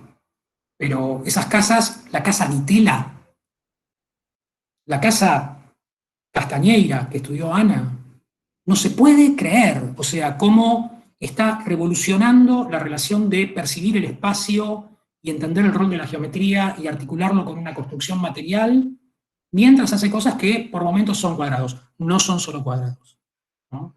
Es una geometría muy activa, muy compleja, pero por otro lado, parece que está muy amigado con el ángulo recto. Arriba del escritorio de Clorindo había escuadras, ¿no? Pero él sabía qué hacer con la geometría. Sabía que no quería hacer, mejor dicho, sabía que quería hacer algo con la geometría, ¿no? Para mí ese es el tema, es querer hacer algo con las cosas, querer hacer algo que no las mantenga en un estado poco vivo, ¿no? En un estado cristalizado, convencionalizado. Y a eso me refiero con la ilustración, me refiero a la ilustración gráfica en el sentido de como cuando en un texto algo ya está dicho y se pone una ilustración. Es una forma de decir lo mismo que ya está dicho en el texto, ¿no? Entonces la función de la imagen no investiga nada, no introduce ninguna novedad, ¿no? No pone en cuestión al discurso, ¿no? Para mí la clave es saltar esa función. Comparto lo de Mosh un segundo, porque hay algo que me parece que es una enseñanza que viene bien para esto de lo que estamos hablando, ¿no? ¿Están viendo estos textos en PowerPoint? Sí, sí. Sí. El programa del Tratado de Geometría Descriptiva de Mosh empieza así. Bueno, empieza, no se anda con chiquitas, para librar a la nación francesa de la dependencia en que hasta hoy ha vivido la industria extranjera, necesitamos en primer lugar dirigir la educación nacional hacia el conocimiento de los objetos que exigen exactitud. Digo, es una agenda recontra política, ¿no? Dice, tiene dos objetos, el primero no sé qué, el segundo es deducir de la descripción exacta de los cuerpos todo cuanto se sigue necesariamente de sus formas y de sus posiciones respectivas. En este sentido es un medio de investigar la verdad. Ofrece ejemplos continuamente del paso de lo conocido a lo desconocido, y porque se haya siempre aplicado a objetos susceptibles de la mayor evidencia, es necesario que entre en el plan de la educación nacional. Cuando yo lo leí, me pareció que había un error de traducción. Dice, en este sentido es un medio de investigar la verdad, ofrece ejemplos continuamente del paso de lo conocido a lo desconocido. Dije, no, está mal traducido, debe ser del paso de lo desconocido a lo conocido. No, fui al original francés y dice, ella ofrece ejemplos perpetuos del pasaje de lo conocido a lo desconocido. Y ahí se pone buenísimo, porque lo que dice es, esto es geometría, es un instrumento para que vos partís de lo que conocés, pero es una herramienta de investigación, vas a parar a lo que no se sabe qué es. Yo me amigué mucho con Monge después de leer ese texto. Me parece que tiene ahí, ¿no?, como una clave de ¿Qué operatividad tiene la idea de la geometría si vos la pones a trabajar, ¿no? Es una capacidad de descubrir el mundo, pero realmente de producir un descubrimiento, ¿no? Y no de matrizar el mundo, ¿no? Y multiplicarlo.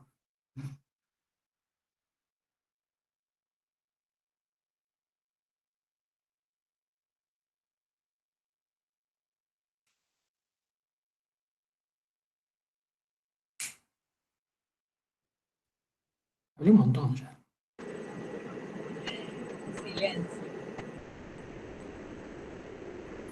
Bueno, buenas noches. Fue un placer toda la charla. Voy a retomar desde lo que preguntó recién, creo que Javier, de esta idea de si hay otras herramientas.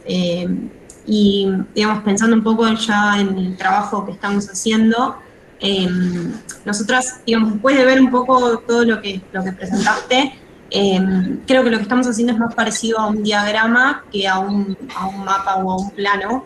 E incluso creo que también lo era lo que mostraste sobre el trabajo de los actores en la Cárcova.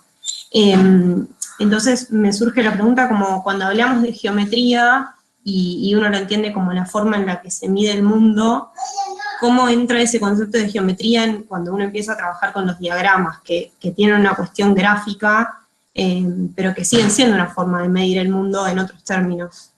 Sí.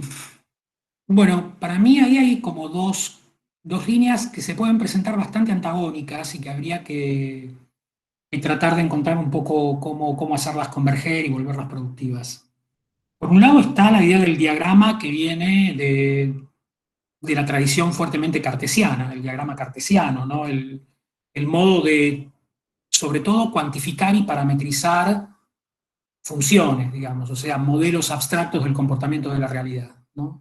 Y ese es casi aritmético, ¿no? Es como muy preciso, muy cuantificado, y es de alguna manera el camino favorito de la digitalización, ¿no? Es la idea de que parametrizar es volver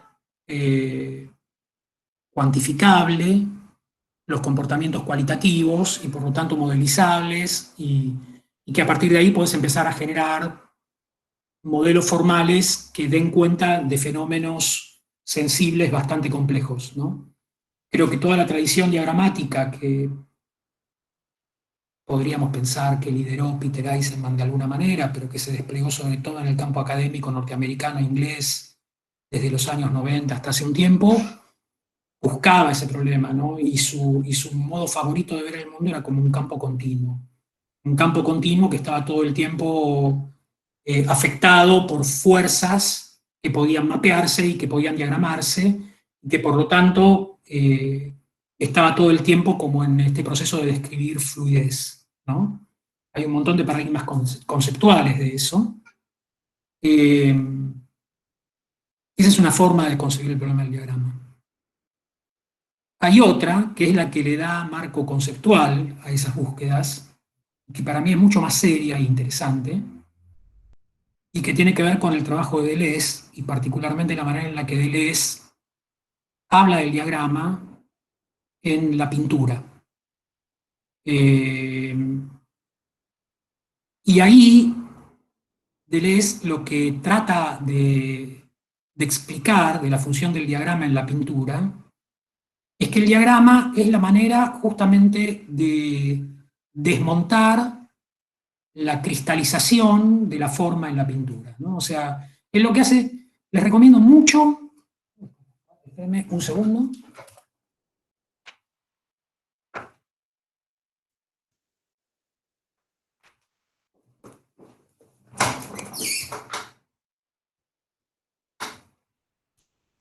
Ese libro, sobre todo a los docentes, porque es una forma de conocer los propios límites, porque es la transcripción de unas clases. Es increíble que sea la transcripción de unas clases, o sea, no saben lo que es las clases de Deleuze. Es muy difícil. ¿Podrías volverlo a mostrar? Es este. Pintura, el concepto de diagrama, ¿no? Y ahí Deleuze lo que dice es, arma un seminario y dice, bueno, qué sé yo, podemos aprender, los filósofos, podemos aprender algo de la pintura. Quizá la pintura nos puede dar un concepto, y sería este, ¿no? Que es el concepto de diagrama. Y lo que hace es empezar a reseñar un montón de escritos y dichos de pintores, de qué les pasa a los pintores cuando pintan. Y empieza a reconocer que hay una redundancia en describir una especie de fenómeno que consiste en un momento como de crisis, en el cual tienen la impresión de que la cosa no funciona, que hay que tirarlo, que hay que empezar de nuevo, ¿no? Digo, esto, cualquier amigo de pintores sabe que esto está dando vueltas todo el tiempo, ¿no? Pero Deleuze en lo que se detiene es cómo esto, de alguna manera, tiene que ver con la forma en la cual, finalmente, la forma de salir de ahí, es a través del diagrama en la pintura. Y el diagrama para él es justamente la manera prepictórica en la que se define un campo de fuerzas, ¿no? En el cuadro. Y en cada pintor eso es distinto, ¿no? Es una manera de hacer algo, es una manera de poner unas manchas y seguir las manchas, pero es aquello que le garantiza al pintor que lo que va a hacer no está cristalizado, no está cosificado, no es un cliché, ¿no? Es decir, no va a ser una pintura de un jarrón pintando un jarrón, no va a ser la pintura de manzana pintando una manzana. Tiene que haber algo, tiene que haber una fuerza que desarme esa preconfiguración, esa tipificación, esa cosificación, digamos, y que esa fuerza tiene que salir de algo que de alguna manera se rebele contra la misma cosa, ¿no? Entonces, en general son acciones intuitivas, son acciones materiales inconscientes, o ¿viste? Tirar el balde de pintura, o salpicar y empezar a pintar. Digo, es esa cosa que funciona como un campo de fuerzas que se impone para desarmar la cristalización de la cosa. Yo sé que lo que estoy diciendo es muy abstracto, no me den bola, lean el libro de Deleuze. Pero lo que quiero decir es que hay ahí una posibilidad, y que es la que pretende buena parte del campo que trató de apropiarse de la diagramática para el proyecto arquitectónico. Es decir, yo no quiero hacer edificios que parezcan edificios, no quiero ver ese cliché de la arquitectura ahí. Quiero encontrar una herramienta prearquitectónica que organice un campo de fuerzas y que me permita operar por fuera de mi ideologización disciplinar, digamos, ¿no? Después podemos discutir si lo que hace Greg Lynn o Zaire Apollo consiguen eso o no. Pero esa es su intención, es encontrar una herramienta para romper, entiendo que tiene que ver justamente con lo que Javier proponía, digamos, ¿no? Como con romper esa prefiguración que de alguna manera parece cerrar el camino y hace que el pintor tire el cuadro, digo, otra vez esta manzana que no sirve para nada, ¿no? Esta manzana no es, tiene que ser otra manzana. Yo creo que hay una oportunidad que no, insisto, no necesariamente tiene que ver con lo figurativo, no necesariamente tiene que ver con que las cosas estén todas torcidas o sean manchosas y no parezcan rigurosas. Para mí hay algo ahí que es innecesario, que en todo caso es una sobreactuación de rebeldía, pero no importa, digo, esto es recontra discutible. Cuáles son los paradigmas formales válidos y cuáles son los más interesantes de recorrer. Pero lo que sí digo es que algo de esa función del diagrama es ser una fuerza, ser un modo de trazar sobre el campo de trabajo un campo de fuerzas prearquitectónico para poder hacer un proyecto que puede ser una función muy interesante. ¿Cuánto de eso se traduce a geometría y cómo? Yo no sé. Digo, no vine a eso, no vine a dar instrucciones de cómo hacer un proyecto ni nada por el estilo.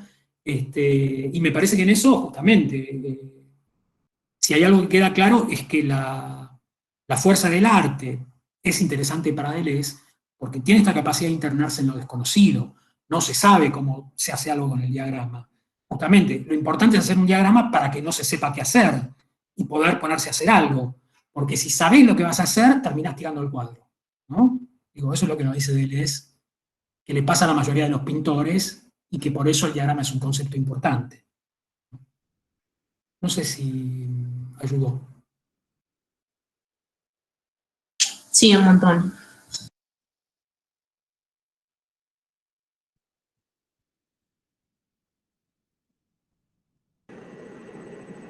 Yo pasé el libro al grupo de WhatsApp, por si 13 y también lo estoy subiendo a la bibliografía. PDF no demasiado lindo, pero bueno. Sí.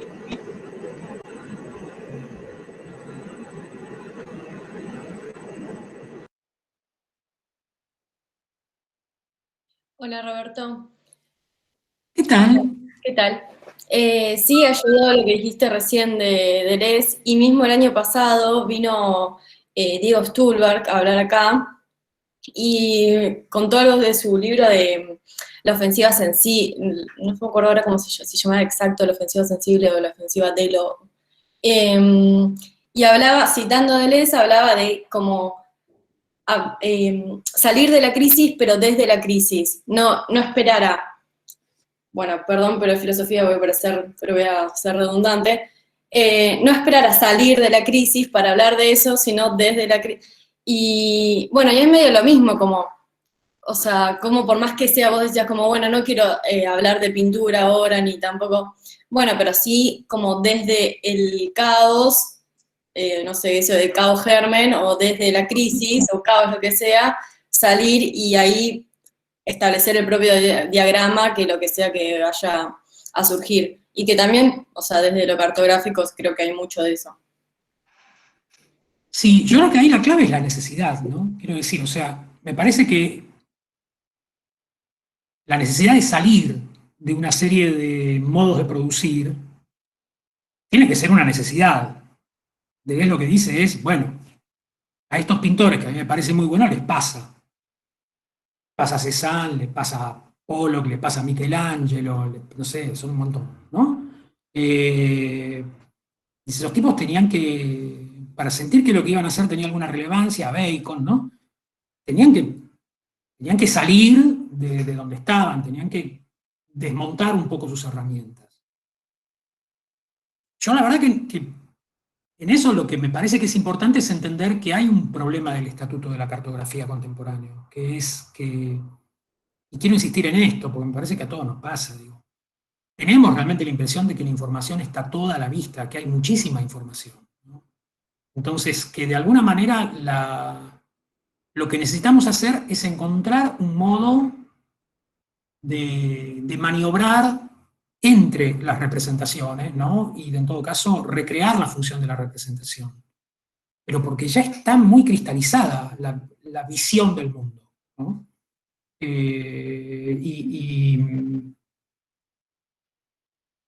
Y podemos tener la impresión de que no es productiva. Si tenemos la impresión de que tenemos herramientas productivas y que con eso podemos hacer algo que esté bien, no me den ni bola. O sea, como, y hagan lo que saben hacer y dense el gusto. O sea, no. El tema es si no tienen la impresión de que no tenés con qué. Y de que hay algo que te está engañando de los materiales que tenés adelante de los ojos.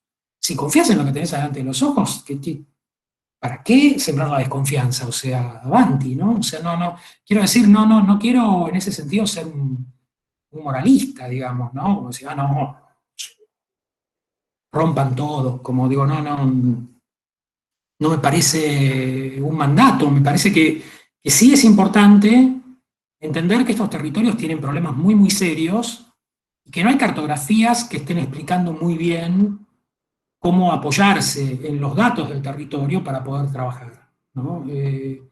Entonces tenés que inventar. Digo, yo me veo en la necesidad de tener que inventar, pero insisto, me parece que es algo muy personal y que en eso está bien que cada uno trate de encontrar un poco eso, ¿no? Como de si tiene que tener esta sensación de que hay que ir al caos, ¿viste? Como, o si no, si lo que tiene que hacer es como ponerse a usar las herramientas que tiene, pero mantener alerta esa condición crítica, ¿no? Respecto de cómo hacerlo. Obviamente que me parece que el camino que propone Deleuze es interesantísimo, ¿no? Pero me parece que es difícil convertirlo en una consigna, ¿no?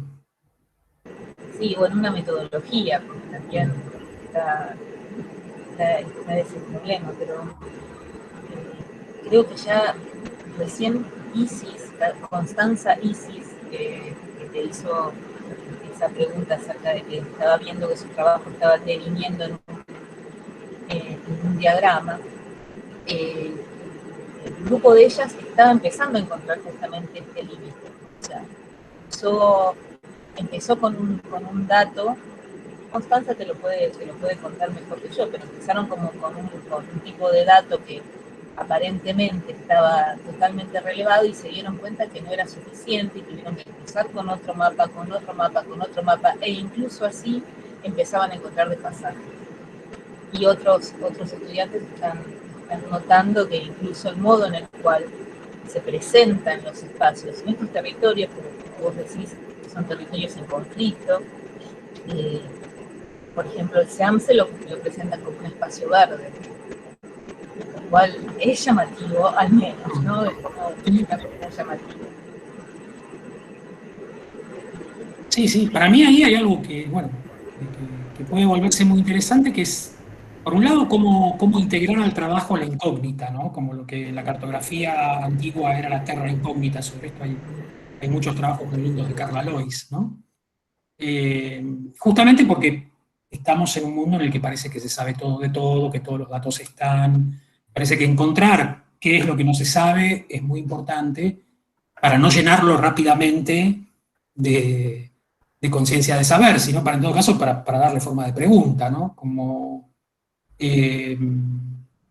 dicho así suena muy abstracto, pero al final en el trabajo eso es muy claro, ¿no? Que es, no dibujemos como si supiéramos las cosas que no sabemos cómo son, ¿no? Como, y dejemos lugar para pensar un rato cómo las vamos a dibujar, qué sé yo, no sé. Eso sí puede ser un consejo, si quieren. Un consejo que me atrevo a dar. No se apresuren a dibujar todo antes de saber cómo es. Digo, porque rápidamente nos conseguimos un DWG que tiene todo dibujado y ya tengo el dibujo. Sonaste porque no sabés, estás caminando arriba de barro, se te hunden los pies y ni te enteraste. Como me parece que el tema pasa un poco por ahí, ¿no? Por tratar de entender un poco cómo establecer una relación. Sí, esto es muy proyectual entre lo conocido y lo desconocido. Todo proyecto de arquitectura transita eso. Voy sabiendo cómo es esto, pero aquello no sé muy bien, después veo, como esto lo voy dibujando, pero yo me acuerdo mucho, yo trabajé muchos años con Jorge Hampton, y Hampton odiaba el AutoCAD porque consideraba que en el AutoCAD no se distinguía lo que se sabía con precisión de lo que no se sabía con precisión, ¿no? Decía, en el dibujo manual vos podés dibujar preciso una cosa y vagamente otra cosa. En el AutoCAD todo está dibujado con precisión. Es una porquería, ¿no? No me sirve, mejor dicho, ¿no? Como no me sirve. Si es así, no me sirve. Yo creo que ese alerta está bueno. Puede ser muy útil. Sí, la incertidumbre. Y otro tema que para mí va bastante de la mano de la incertidumbre es, digamos, el límite de la investigación. Porque otro tema que surgía era que la pregunta te iba llevando a una nueva pregunta y que la superposición de un mapa te llevaba a otro mapa, y como si en realidad el límite, no sé si hay algo así como un límite. Hay una eterna yo soy un muy mal consejero en ese sentido, porque me caracterizo por hacer proyectos enciclopédicos infinitos y tratar de acumular cosas, el Archivo Buenos Aires. Empecé cuando era estudiante haciendo el Diccionario de Arquitectura Argentina con Pancho Lirno y Galeata, eran otros delirantes que querían hacer un diccionario de todo lo que había pasado en Argentina. Qué sé yo, a mí me parece que esas experiencias son productivas porque la clasificación es una ejercicio muy interesante si lo ejerces críticamente, ¿no? Si lo que haces es interrogar mucho a las categorías y tratar de entender en qué consisten las semejanzas y las diferencias entre las cosas y por qué necesitas establecer esas relaciones, ¿no? O sea, a mí me parece que ahí hay un territorio que puede ser muy fértil, pero que lamentablemente puede ser territorio de obsesivos compulsivos un poco pesados. Roberto, te quería hacer una consulta. Porque me quedé pensando en esto de cómo relacionaste la pintura con la cartografía, con la historia del crecimiento de la ciudad. Y ¿vos crees que la cartografía y los diagramas están más relacionados con por ejemplo, la pintura de Malevich, que no intenta representar un objeto de la realidad, sino que se abstrae, es decir, se relaciona más como con un diagrama que parece ser algo sencillo, una geometría sencilla, pero que se supone que hay una estructura por detrás que estructura a todas sus pinturas, una estructura formal, digamos. Me atrevo a preguntarte esto, sobre Sí, todo sí. por la cátedra de morfología y el estudio de la cartografía que impresionante que has hecho. Para mí ahí hay algo. Che, yo quiero hacer una aclaración, porque acá Guevara me presentó como que yo soy de cartografía. Yo no sé nada de cartografía. Yo soy arquitecto igual que ustedes. Digo, no, la que sabe de cartografía es Carla Lois, que es geógrafa. Digo, a mí lo que me interesa es cómo eso fue a parar a la arquitectura, ¿no? Quiero decir, cómo termina como integrado a nuestros procedimientos y lo tenemos adentro, y está bueno entonces tratar de entender un poco cómo dialogamos con ese saber, pero no, no porque sepa de eso. Digo, todo esto es resultado de Google, 2 libros, digo, no es que hice un doctorado de no sé qué, bajemos un poco las expectativas en ese sentido. Es un poco más asociativo. Pero como decís, sí hay algo que me parece que es muy interesante. Hay un texto que usamos mucho en la cátedra de Morfología 2, que es El territorio como palimpsesto, de André Corbós. Y Corbós ahí lo que arma es un encuadre de cómo leer el territorio y tipifica como 2 grandes herramientas, ¿no? El mapa y el paisaje. Y dice, el mapa, esa visión como de Dios, científica, simbólica, generalizada, y el paisaje como el ojo situado, la experiencia sensible, el punto de vista subjetivo, etc. Y en esa tensión desplegas de alguna manera la capacidad de describir el territorio, ¿no? Y así está bastante armado el programa de Morfología 2 que hacemos nosotros. Pero no seamos ingenuos, digamos, el mapa no es solamente una cifra simbólica, objetivada, mensurable, etc. Está completamente cargado de la función de la imagen y lo imaginario. Y el paisaje está lleno de notación y de cifrado simbólico también, ¿no? Como representación. No como presentación inmediata, sino como representación mediada de alguna manera por la fotografía, por la pintura, por lo que fuera. Y me parece que en el plano de Rivero tenés como ese problema como de la tensión entre la función de la imagen y la función de la cartografía media mezclada. Hay un texto increíble de Enric Miralles que introduce al libro de Westwit, Los paisajistas holandeses. No me va a salir el nombre del texto. Pero que se basa en describir la forma en la cual Claes Vischer hace un mapa que se llama Leo Belgicus, que es un mapa de Holanda, que cuando lo ves es al mismo tiempo el mapa de Holanda y el león de Orange, ¿no? Que es como el emblema de la corona holandesa que unificó esas provincias, se rebeló contra los católicos y conformó esta comunidad protestante que emerge como una nación rugiendo como un león, ¿viste? Ves el mapa y ves las 2 cosas, ves el león y ves la descripción de la cartografía, las provincias y qué sé yo. Y Miralles dice que no tenía ganas de decir nada del trabajo de Westwit y el paisajismo holandés moderno de ese momento. Dice, hay algo de lo que hacen ellos que se parece a esto, y se pone a hablar del mapa.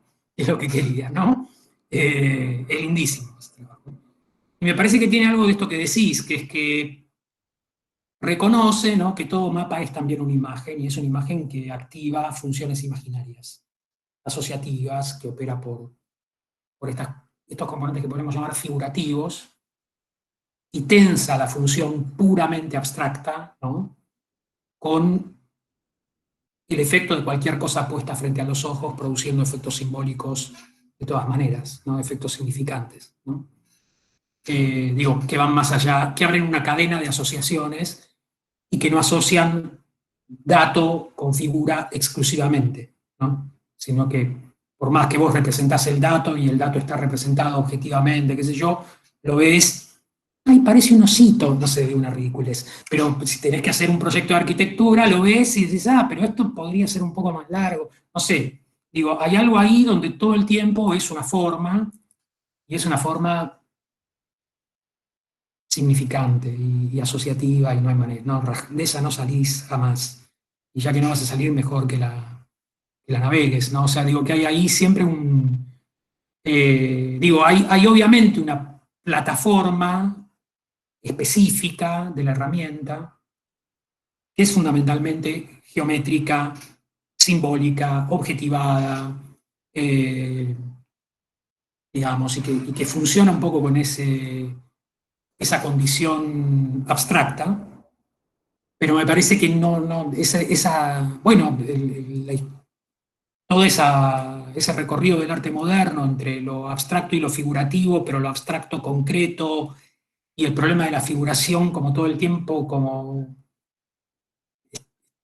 el cuadro de Malevich se llama cuadrado blanco sobre fondo blanco, digo, se llama cuadrado, al final digo, el cuadro es una figura, ¿no? Él se supone que no quería hacer arte figurativo y el nombre del cuadro es una figura.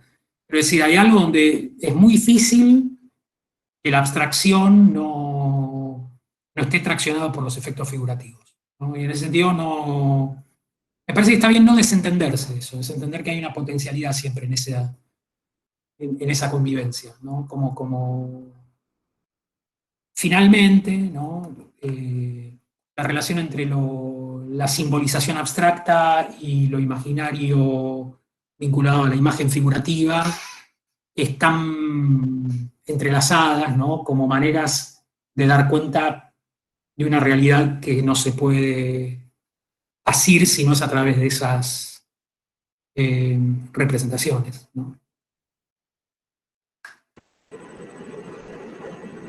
Acabo de postear un cuento de Borges que durante un periodo de mi vida lo leía antes de empezar con ciertas estrategias de reconocimiento territorial, que es del rigor en la ciencia, que me encanta, es muy cortito también, lo puse acá en el chat, y hay también un articulito, en realidad es una parte de un libro de Bateson que se llama Espíritu y Naturaleza, que se llama El mapa y el territorio, que habla justamente de esto, ¿no? de esta casi imposibilidad o de esta diferenciación entre ambas cosas. Sí, de todas formas yo no sería tan pesimista, ¿eh? Para mí lo que es bastante alentador el asunto, en el sentido que lo que no se puede es conseguir esa pureza, ¿no? Simbólico o figurativa. Digo, particularmente a mí me gusta más esa desprolijidad o esa incertidumbre en los procesos proyectuales.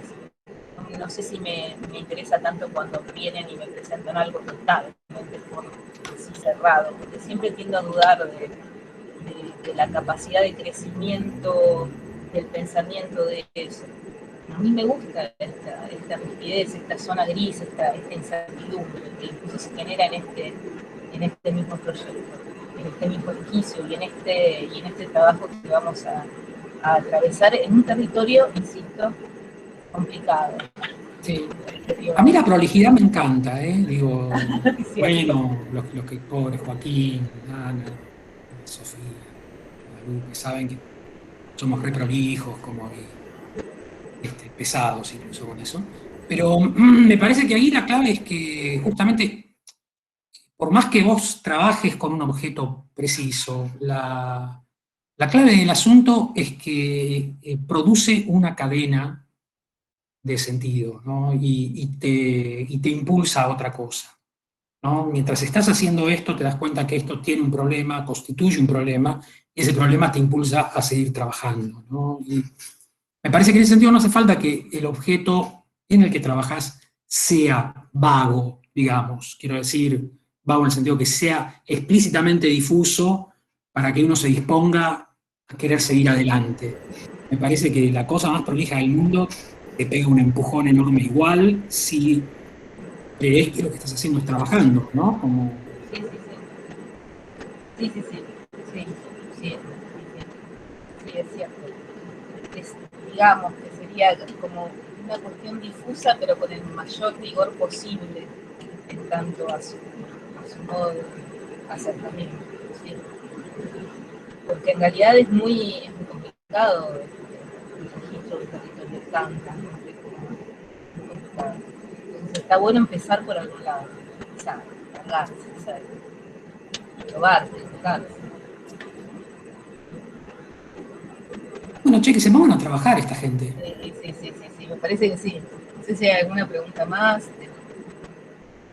docente o algún estudiante, quienes quieran. No creo que tenemos un montón de material, ¿no? Imagino.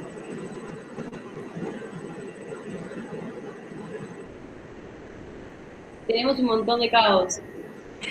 Hay que ordenar. No, dibujen bien. ¿Qué caos? Dibujen una cosa bien dibujadita. Eso sí, eso siempre. Aparte, bueno, cuando éramos jóvenes me gustaba ir a Prigogine. El concepto de entropía nos había encantado también. Entropía negativa. Bien. Nada, Robert, agradecerte muchísimo que hayas venido, que estés acá. Para mí es un caso, me encanta.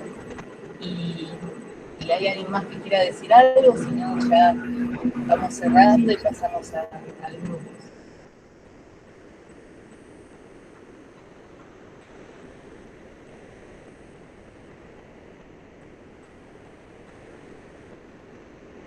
Bueno, bien, muchísimas gracias. Bueno, de nada, un placer, che, muchas gracias por la invitación, ¿eh? Me encantó. Levanti. Bueno. Hasta luego.